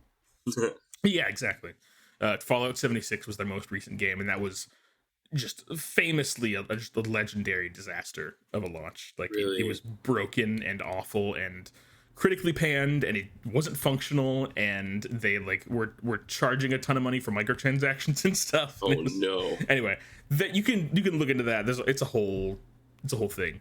But yeah, so with that giant asterisk of this is a Bethesda game and who knows how it's gonna be at launch, this presentation was amazing. It Cool. this game looks incredible. It's like there's so many cool systems. It's such a huge game with so many different things, different options. Like they've said that, I mean, this part makes me a little nervous, but it could be cool, but it could also be like bad. They said there's over 1,000 planets you can visit in this game, which I think the majority of them are just like planets you can go to that are barren, but you can go and like mine for resources on them, that kind of thing. And then there's a handful of planets that have actual content on them, like written things and civilization and stuff. But like, still, it is like it's massive. Yeah. Like, and how big would the map on these planets be, like, to like explore? I mean, I assume that the planets themselves are not actual planet size. Would it be like you can like it would like you can just like a settlement and like a radius around a settlement that you can like just kind of like? I assume that's probably what it's going to be. Yeah. Not an actual like walk anywhere on this planet, this entire planet. Yeah, no, if you keep walking, it's you'll probably get back like to each where planet you are. is like a city, or like the size of like, you know. Yeah. Just like Star Wars, like that's all there are on planets. It's like even in the movies, it's like there's like Tatooine is Mos Espa, Mos Eisley, and the Lars homestead. That is Tatooine. Yeah. And Beggar's Canyon. Jabba's Palace, and that's it. Yeah, and Beggar's Canyon. Yeah. Tatooine actually is Tatooine is the most a Star Wars fleshed out planet. There's actually a lot of things on it. Tatooine is probably the most fleshed out like Star Wars planet. Other than maybe Coruscant. I like how Coruscant is supposed to be like a city the size of a planet, but it just sort of feels like New York City sized city. It does. Even though it's supposed to be a planet. Yeah, it's like like it's obviously huge, but it's also like, but you have the way that it's treated is like they're treating it like it's just one city and not like a planet of city. Right. There's like the Jedi Temple, the Senate, the Senator's apartments, and like a couple back streets. Yeah. That's kind of it. Yeah. And then now we get, and then in like recent years we've gotten like that one like little plaza with like the only like visible sign of like the planet's surface. Like it's the mountain peak of the highest mountain on Coruscant that we saw. Mm-hmm. We saw it in Andor, and it was referenced, I think, in one of like the High Republic books. Like it was like one of the opening scenes of the High Republic books was like there or something. Yeah. But yeah, that's it. Yep. But anyway, so Starfield. Oh yeah. Over 1,000 planets. You can build your own ships. There's like a whole Kingdom Hearts had that. I'm not impressed. No, honestly, imagine the gummy ship system from Kingdom Hearts, except the ships are A, they don't look like cartoons, but B, they're also, it's a ship that you can walk around inside of. And I want a gummy ship. But they're super customizable, and you can make it however, like whatever shape you want. You can add different rooms and features to it. You can like make it more maneuverable or like fast and add weapons to it. You can upgrade your warp drive so you can go further. And someone's gonna like recreate like the Millennium Falcon or the Enterprise on these. Oh, definitely. Yeah, definitely. Yeah. So very excited for that aspect of the game, just being able to build my like I have this fantasy of just like having my own spaceship, like Guardians of the Galaxy style, of like, the idea of being able to go anywhere, but also have my home with me at all times. That's cool. Is it a cool idea? It is a cool idea. So that's a fantasy I very much am excited to have fulfilled in this game. You should just live in an RV. Just get an RV. In reality, I don't think RVs are as exciting or pleasant. What are you talking about? Same thing. Yeah, basically. Yeah. But yeah, Starfield, it looks amazing, and I'm cautiously optimistic that it will be good, and it's an amazing presentation. If it sounds interesting to you, I definitely recommend watching at least some of this presentation. It's it looks awesome. Yeah, send me a highlight reel. This sounds interesting. I'm not gonna watch 45 minutes of that, but like I'll watch a highlight reel. Yeah. Sure. Yeah. Yeah. That looks super cool. I'm excited about that. That was Summer Games Fest. I mean, I could talk about Summer Games Fest for another hour, but we should move on. Yeah, we have one small episode of the Clone Wars to talk about. Yes. We do meet some cool characters this episode, though. So indeed, it's fun. Indeed. All right. So I guess are we ready to move on to our main segment, Sam? I think so. Yeah, we are. All right. So this week's episode was the Clone Wars Season 3, Episode 3, Supply Lines. Sam, where in the timeline does this episode take place? 22 BBY. You know where we are. Come on. 22! BBY! We're going to be in 22 BBY. Big bad actually, just like for like about another month, we'll be in 22 BBY. Cool. Yep. Okay. Okay. So the moral of today's episode was where there's a will, there's a way. Very original. All right, I guess I will do the I'll do the Admiral Yularen narration thing. Please do. Give me a second. My throat's got stuff. Stuff in the throat. Talking a lot. Okay. Stuff in the throat. Okay. Episode 3, Supply Lines.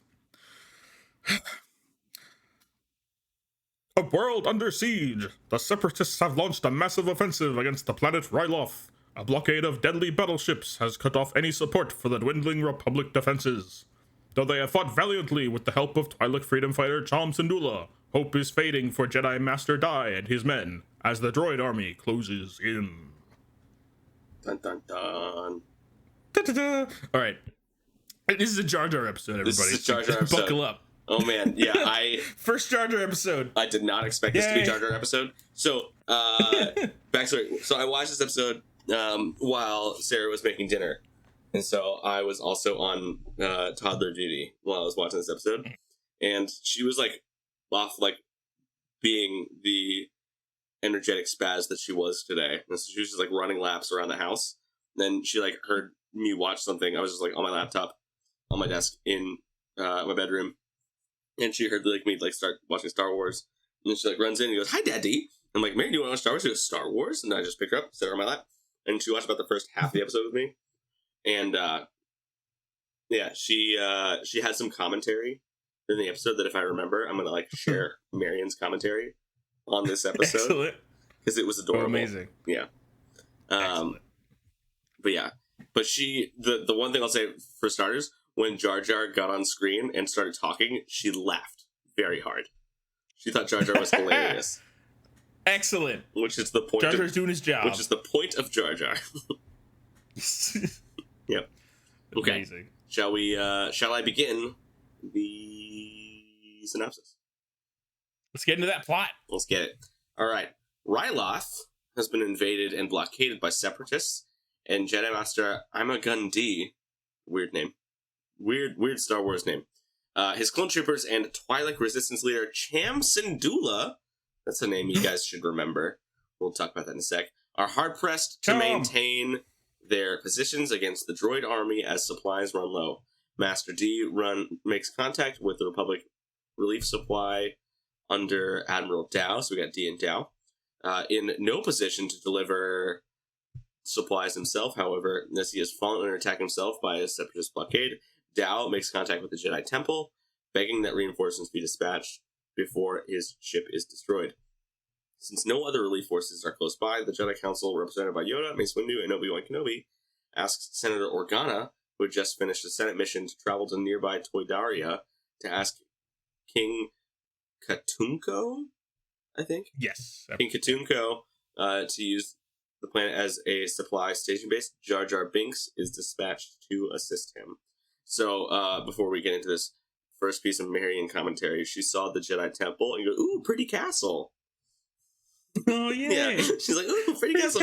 Like, yeah, yep, Jedi Temple, pretty castle. Great. Keep that in mind. Great, love that. Accurate. So anytime I see the Jedi Temple now, I'm going to think, "Ooh, pretty castle."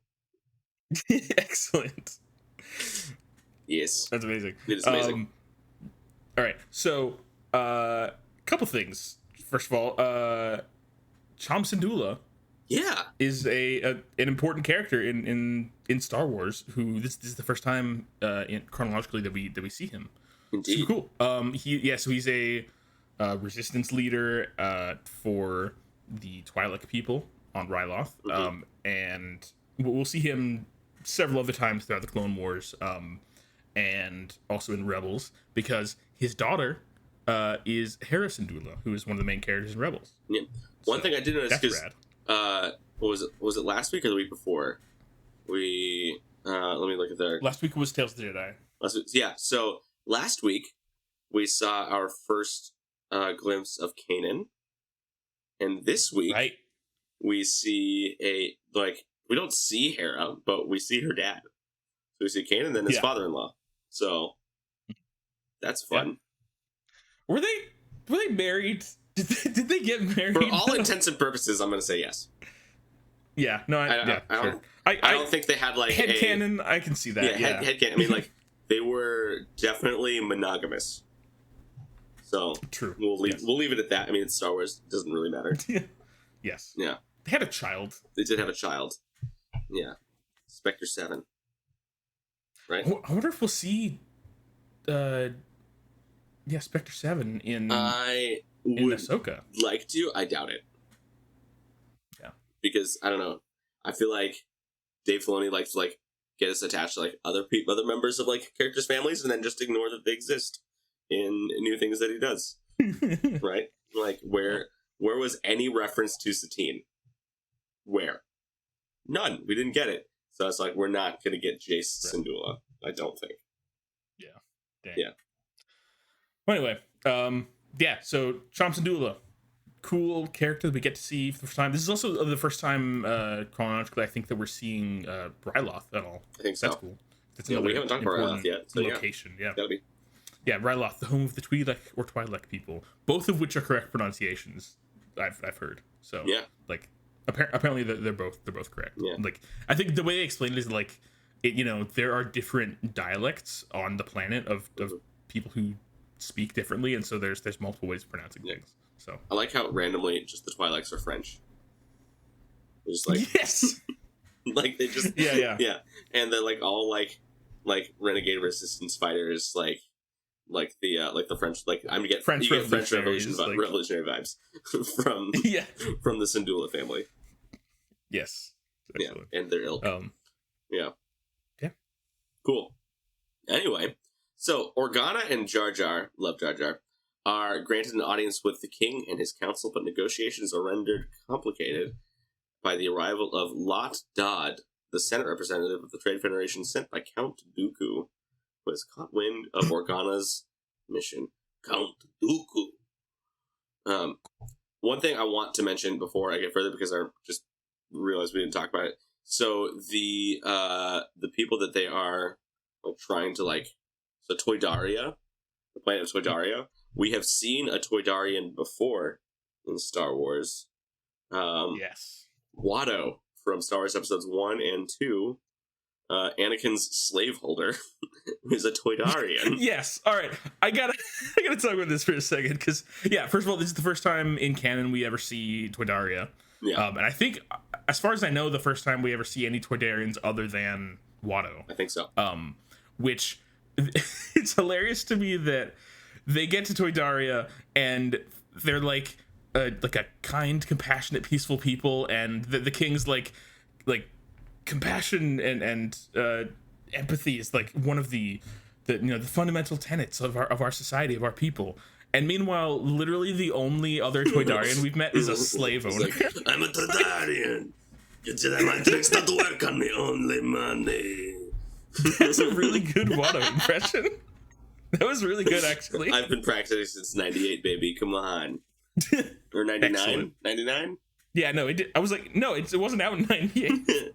I was ahead of my time. In kindergarten was practicing that. That's how you're so good. I know. It's because you've had a head start. Yeah. It was actually my idea for that voice. That's why I'm so good at it. Oh, wow. Impressive.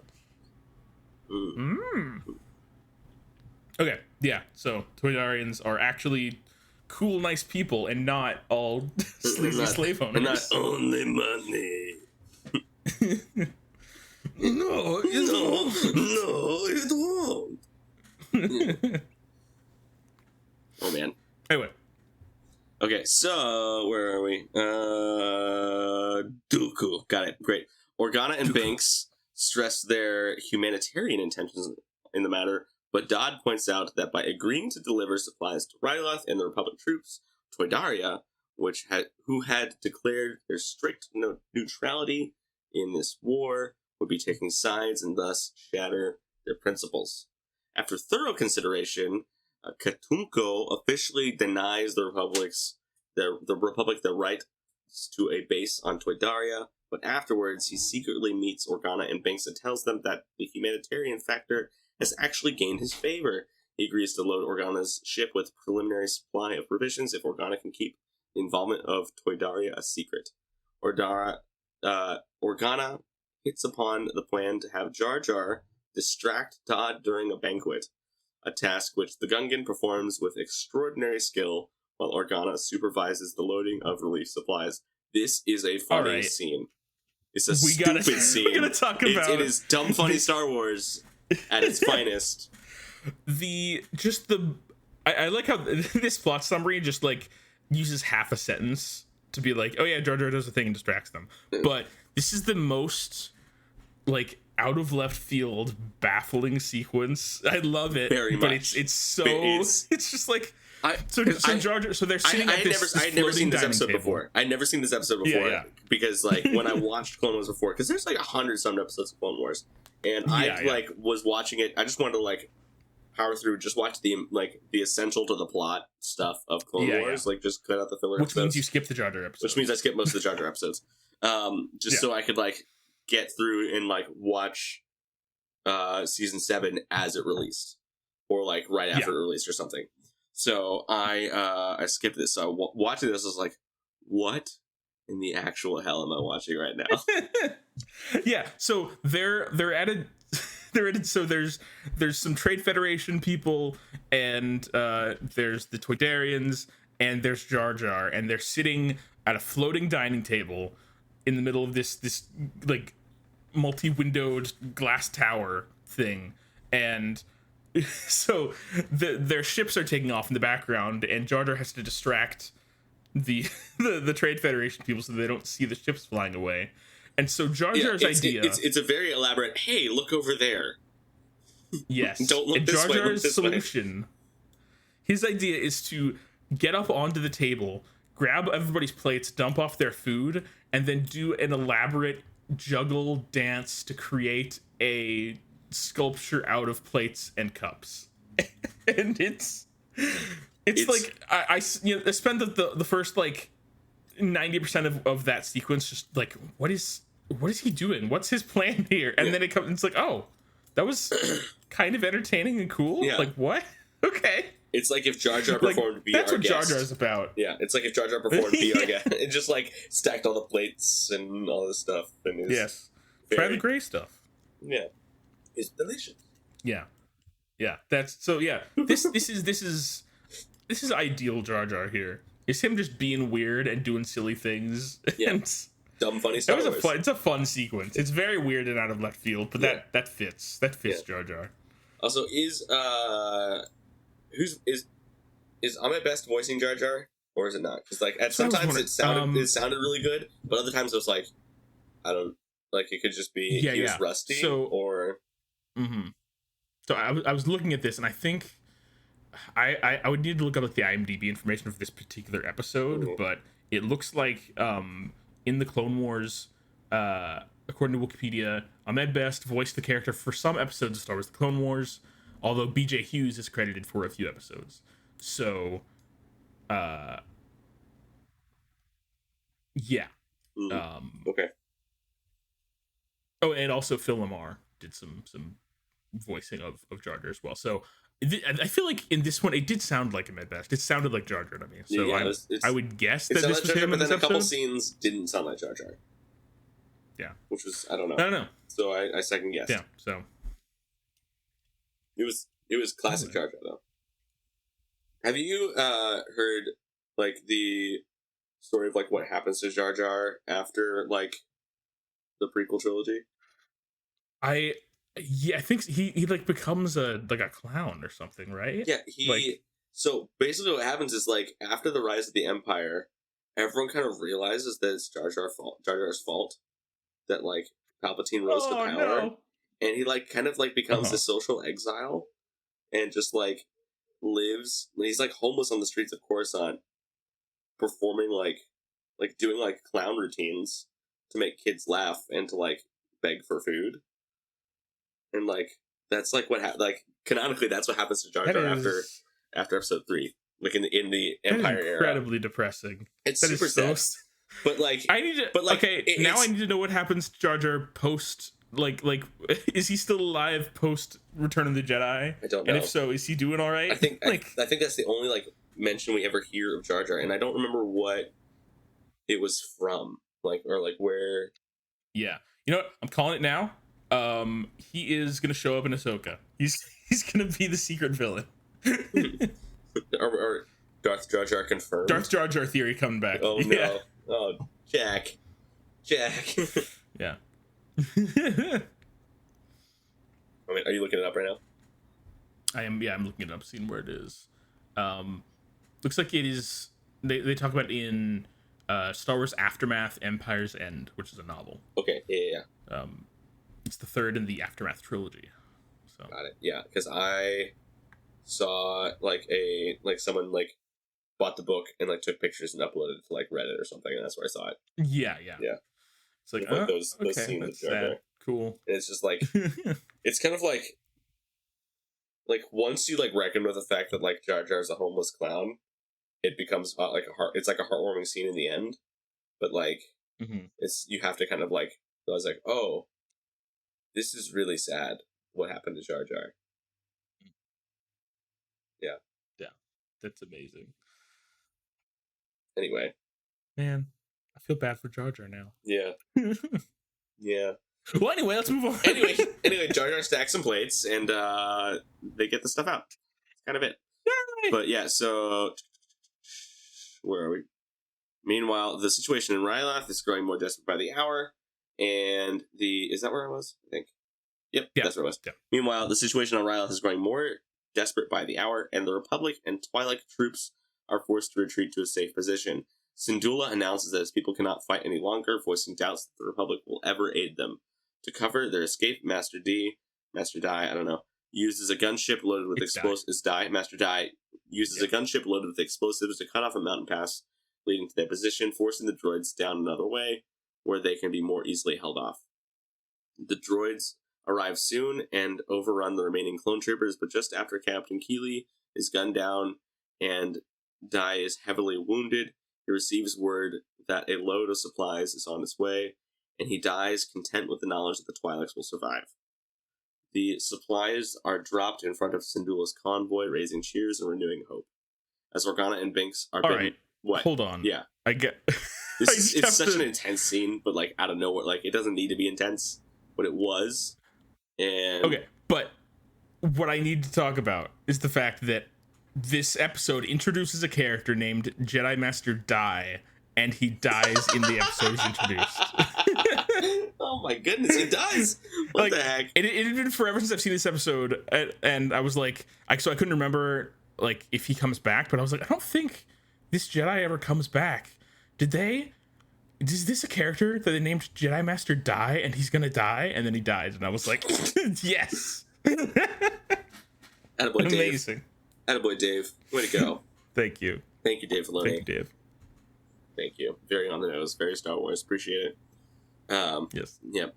Anyway, yeah. So we like see he dies, and then we just kind of like hear on the comlink clones saying like, supplies are on their way. You guys are gonna be fine. And then, but like he's dead.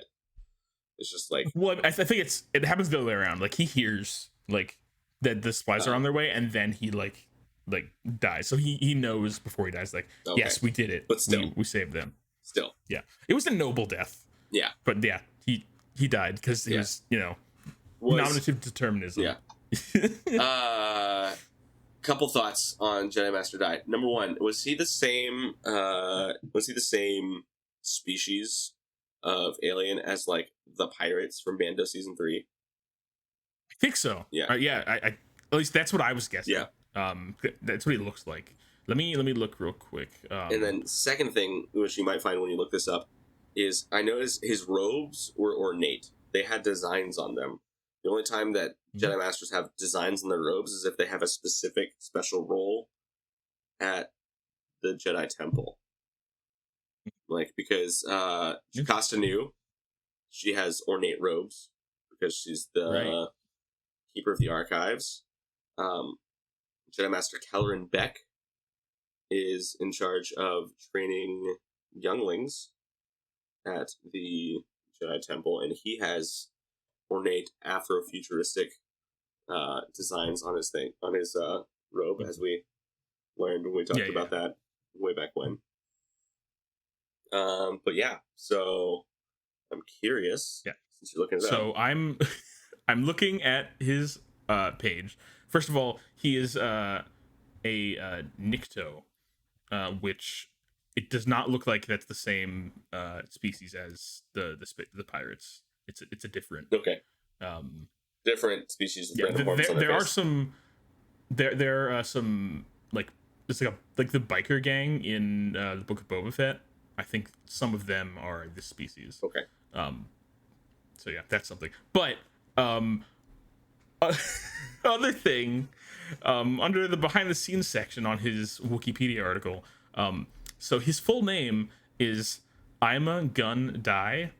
No. And no. Wikipedia says his name, pronounced like I'm a gun die, foreshadows his death in the episode. Are you? It goes deeper. Jack! Oh, incredible. Oh, I feel so bad for him, but also, you know what? He was a cool Jedi while he was around. He got a cool moment. This is as on the nose as Darth Tyrannus, Darth Sidious, Darth Vader, which is German for father. Like, yeah, it's as on the nose. Also, I learned something fun this weekend. So there's I heard this in a talk at this like youth conference thing that I went to this weekend, but it was actually a talk given by a guy who graduated from my high school. That's fun.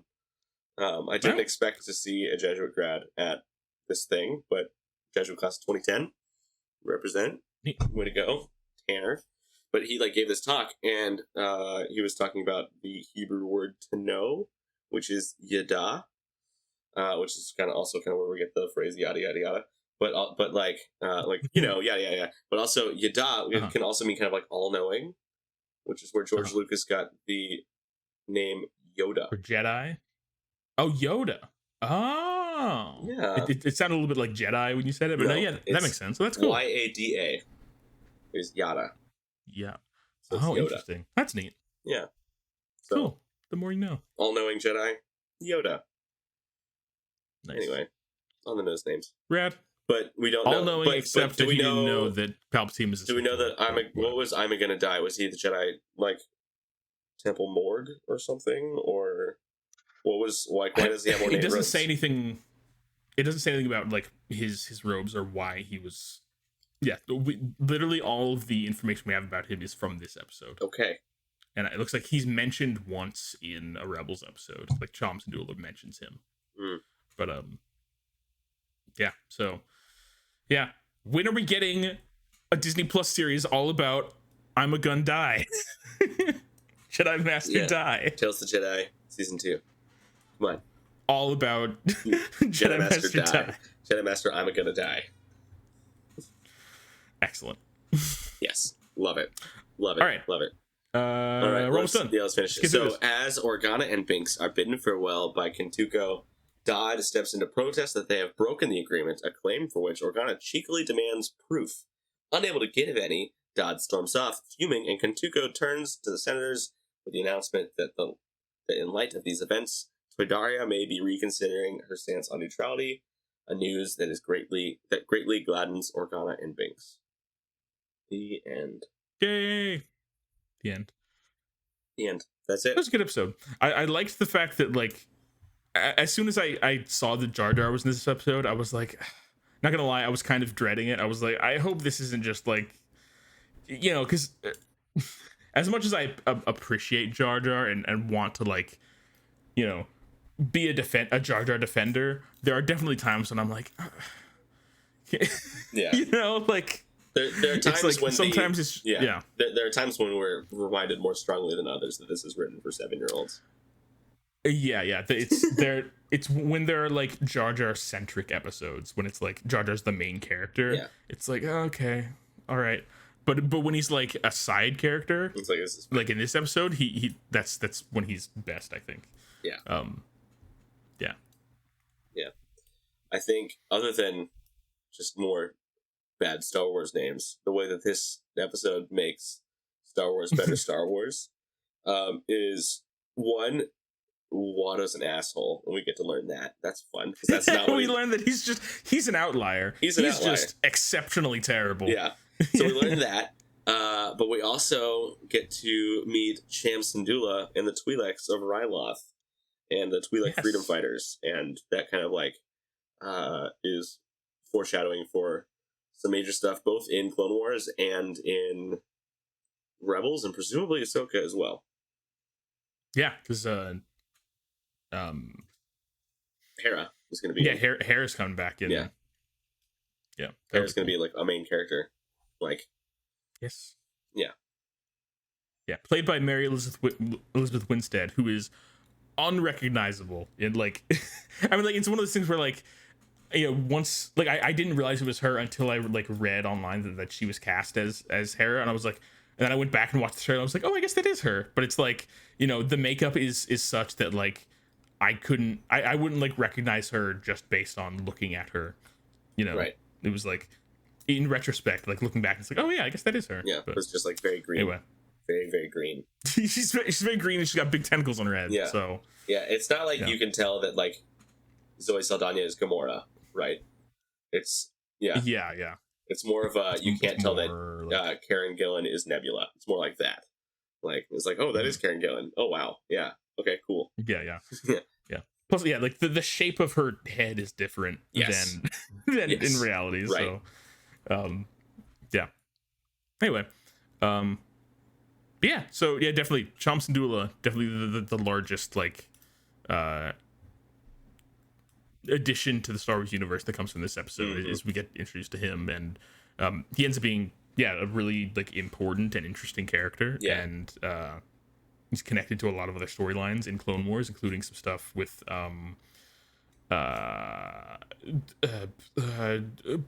what's his name? I can't remember.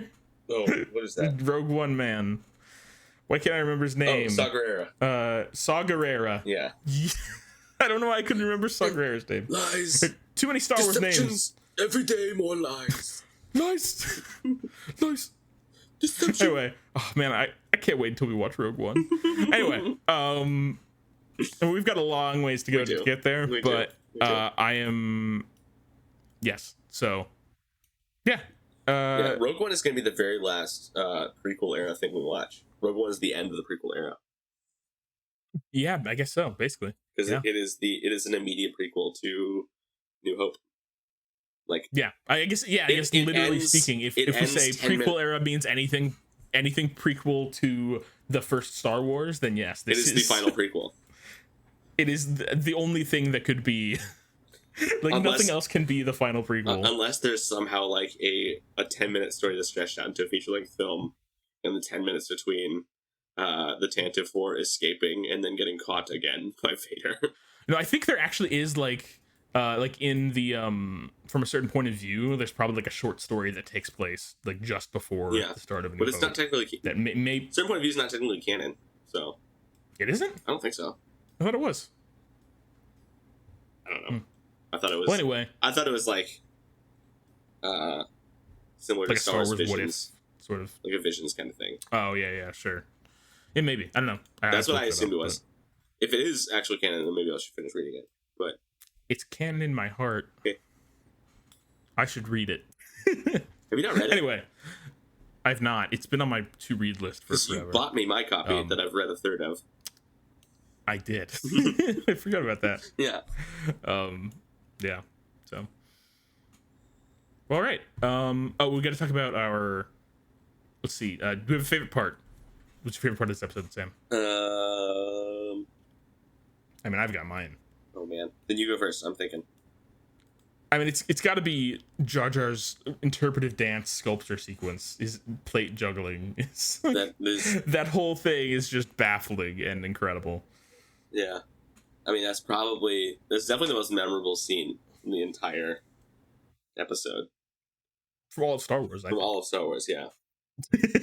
More than Duel of Fates, Battle of Heroes. Yeah. Yeah. Jar Jar juggling plates. For sure. Exactly. Yep. Yeah. No, I love it. I think that's probably the best part.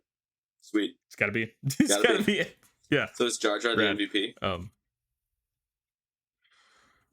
I feel like it's gotta be. I mean, it could be him or it could be I'm gonna die. I'm gonna die. He dies for the sake of saving Ryloth. Yeah. So I don't know. Or Watto. It's tough. Watto, who's not in this episode. Yeah, I don't know. How about you take Jar Jar and I'll take I'm gonna die, and then those will be our MVPs. It's I'm gonna die. It's I'm gonna die for sure. Okay. Yeah. Yeah. Jar Jar's are the runner-up. He deserves honorable mention. Yeah. Yeah. Yeah. And I'm gonna die. This is literally his only opportunity to be MVP. So that's true. His only opportunity to do anything. So yeah. Anyway, main character kill count. I don't think anybody killed anybody. There were no main characters in this, other than there were no main characters. I wouldn't. Obi-Wan and Yoda were briefly in it, but in base. But yeah, they were only holograms. No, but we saw them in person. Did we? Okay. Anyway, yeah, but yeah, no, they were just at the Jedi Temple. They spoke a little, and that was it. Yeah. The pretty castle. No Wilhelm scream, as far as I know. Yeah. Oh, by the way, there was at least one Wilhelm scream in The Last Crusade, Indiana Jones, that I watched the other day. I spotted that, so that was nice. Nice. All right. Cool. I think we did it. This was a fun episode. It was a fun episode. Yeah. Not like super exceptional, but it was like, I mean, it's cool to see Cham for the first time, and it was cool to like the whole sequence with Jar Jar distracting. That was fun, and just getting to see like an episode where like Jar Jar was just funny and not annoying was definitely good. Yeah. Like, yeah. So much appreciated. Yeah, indeed. Jack, what are we watching next week? Next week we are watching Clone Wars Season 1, Episode 1, Ambush. We're back at Season 1, Episode 1. Yeah. The actual first episode. Yeah. Oh, that's a really good episode. Isn't that the one with Yoda and the clones? Yes, the Yoda and the 3 clones, I think. Or I think it's 3. Yeah, anyway. And it's a really good episode for Yoda. And yeah. It's a good first episode for like introducing the series and introducing the clones. Yeah, it's a good it's a good thesis statement for the whole series. Yeah, definitely. Yeah. All right. Okay. Well, I think that's it. It's not. We have a voicemail or two. Right. Yeah. Our good friend Jason left us 2 voicemails about 3 minutes apart. So we're just gonna play them back to back. Thank you, Jason, for doing that.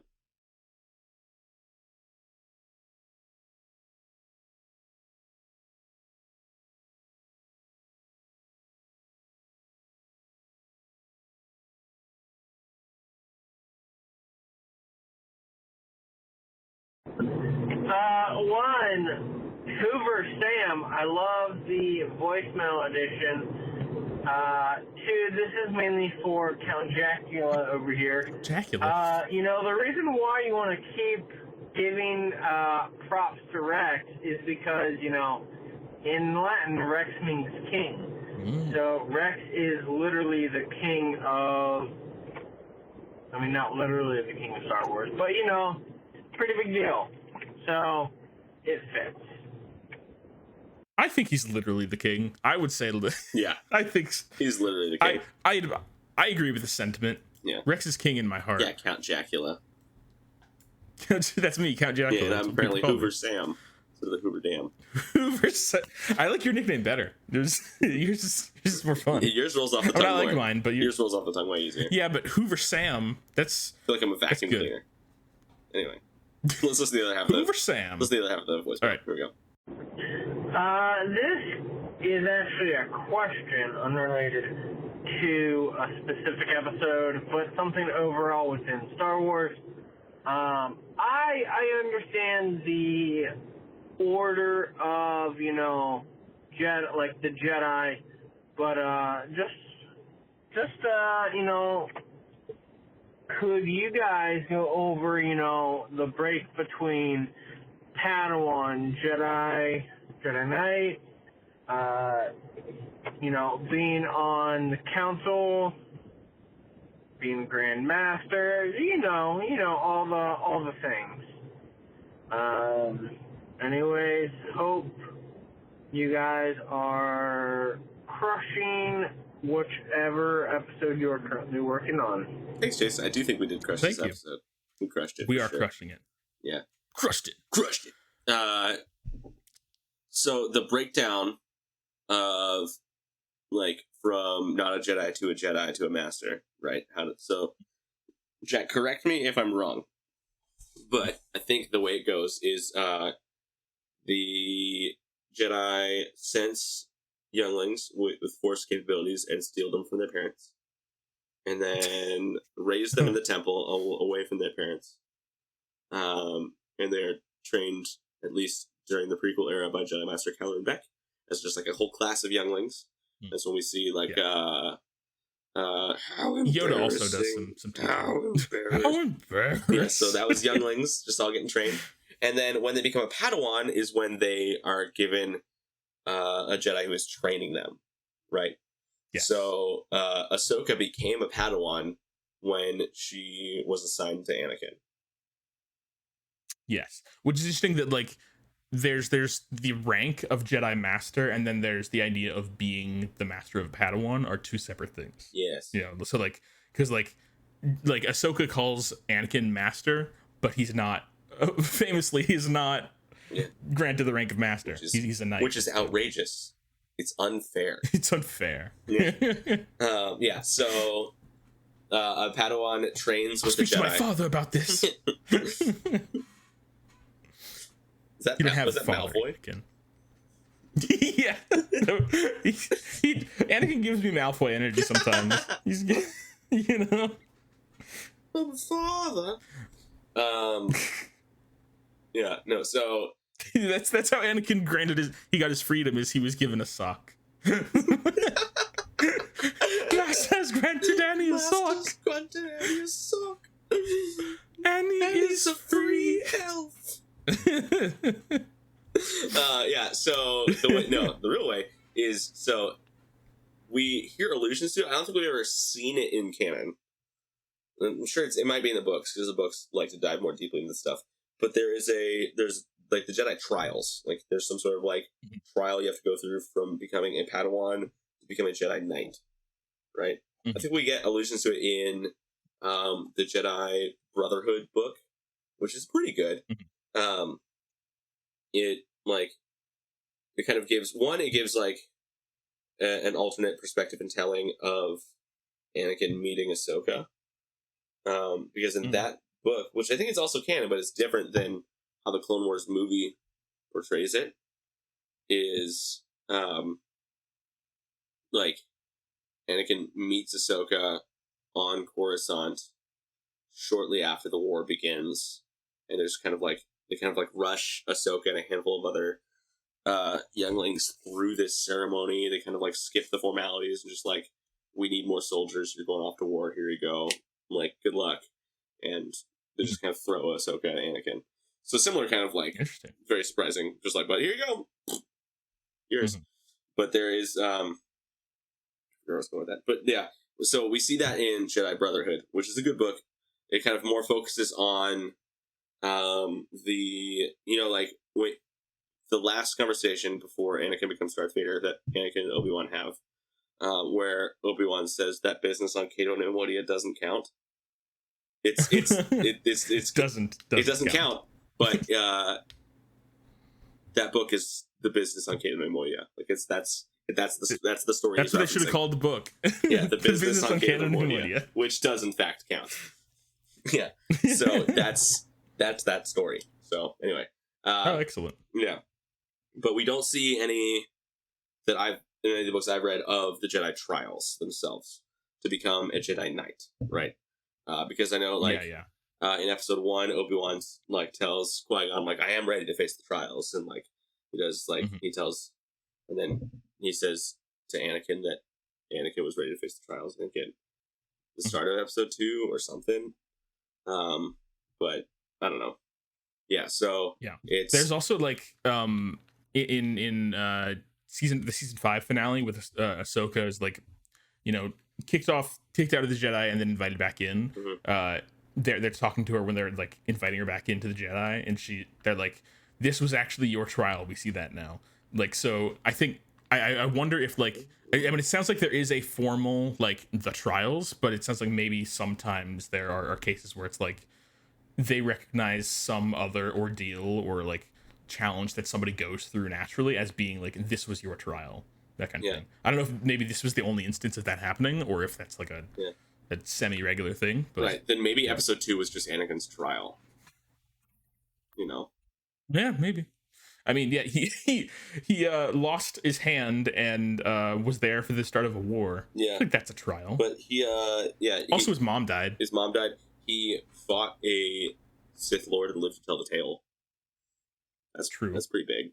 True. His hand didn't live. Yeah. He knocked up Padme. That's something.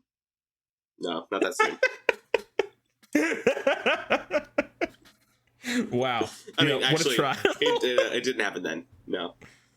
Because that was 22 BBY. And episode 3 because is 19. They don't find out that... Yeah, they don't find out that she's for another pregnant 3 until years. later. Yeah. Yeah. Mm-hmm. So. But... What a trial. That's Padme's trial. It was labor. Yeah. She did not pass. Oh no. She passed. She just, that was it for her. She died of the big sad, Jack. Oh no, not the big sad.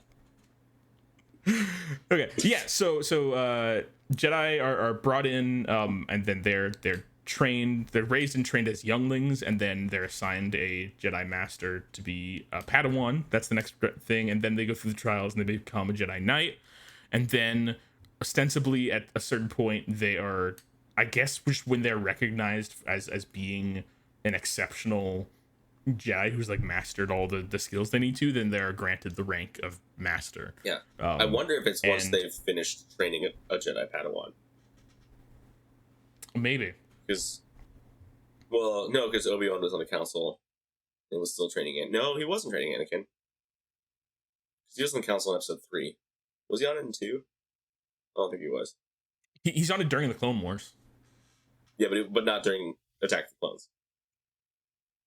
I guess not. Maybe not. I don't know. Yeah, I don't know. Anyway. Someone should correct us on that. I'm not going to look it up. Yeah, so that's that. Yeah, so you become a master maybe once you finish training a Jedi, or you are put on the council. Unless you're Anakin. Unless you're Anakin, because they just wanted to be an asshole to Anakin. Yeah. I mean, no. It's outrageous. It's unfair. Yeah. No. My father will hear about this. My father will hear about this. Oh, my father. No. Yeah. The novelization definitely handles that scene a lot better and kind of like gives the reasoning. Oh, yeah? It gives the reasoning why it explains much better why the council didn't give Anakin the rank of Master. One, because they saw his kind of like rising arrogance, but also it got much more into the political intrigue of like the tension between the council and Palpatine, and like they didn't trust Palpatine, but they assumed that somebody working under Palpatine was a Sith Lord, but they it didn't even cross the radar that like Palpatine could be the Sith Lord until like Anakin told Mace that it was old Sheev. So old Sheev, good old Sheev, Palpy Palps. Yeah. So I don't know. That's all I got. Good question, Jason. Thank you. Yeah, thanks again for calling, Jason. It was great to have you as our most frequent voicemailer and basically like the most frequent guest on our show, for sure, despite not being an actual guest. Yeah, which you should come around sometime. Yeah, which I mean, we did ask you a couple episodes ago to be like to tell us which episode you want to be on, but that at the time of this recording, that episode is not released yet. So yeah, yeah. Come on, You'll find out eventually. Yeah, You'll find out later. I think it's the next one that's going to be released, which I think is episode 10, because we're recording 12 now, but 9 was just released over the weekend. So yeah, got a little behind on the edits. It's and all whatnot. good. Just We expected this for the summer, so travel and things. Yeah. Anyway, you know, the concept of therapy doesn't pay very well. I'll tell you that. Yeah. So true. So we had to dial back our editing schedule because they only paid us so much. We're grateful for your sponsorship, therapy, but credits will do fine. Credits will, if you would. No, they won't. All right. Well, thanks again for that voicemail. If you would like to join in the discussion, leave a voicemail for us at 512-850-6653, and we might feature your comments / questions / concerns / etc. on the podcast. We might. It's possible. It's possible. Only if we like you. Only if we like you. I mean, we haven't not played one yet. Well, I think there's a couple of Jasons that we didn't play, but he told us not to. And also, it's kind of just like like, Jason, I love you. Some of them were just kind of just rambly, just like, I think you just got excited and called as soon as you finished. I didn't have anything to say. You're just like, this is great, love you guys. I'm like, cool. Not gonna put in the podcast, but I appreciate it. What? Appreciate the participation regardless. Yeah. Appreciate the enthusiasm. Yeah. Your enthusiasm is noted and appreciated. Yeah. But, all right. Yeah. I think that's it. All right. Well, yeah. Again, next time, join us when we will be talking about the Clone Wars Season 1, Episode 1, Ambush. Yeah. Great episode. And yeah. Yeah. Jack, I think this is the first episode in a long time that we didn't talk about Tears of the Kingdom. True. Wow. Yeah. End of an era. I've been taking a little break from Tears of the Kingdom for a bit. I finished the story and then I haven't played much of it for a bit. But I've got dozens of hours more of which I can play. It's just I'm gonna take a little break for a bit and play some other things because it could consume my life. Yeah. But yeah, I still haven't finished the story yet, but I think I just need to go I think it's just the final boss is all I'm waiting on. Yeah. So I've gotten all 5 stages. Do it. Yeah. Mm-hmm. I'm just trying to get more hearts containers. Yeah. Nice. Yeah. So that's that. Okay. I should hang up now. All right. Okay. Well, thanks for listening, everybody. It's been great. Yeah. See you next time. Goodbye now. Goodbye. Bye. Star Wars. All right, cut the chatter. Roger.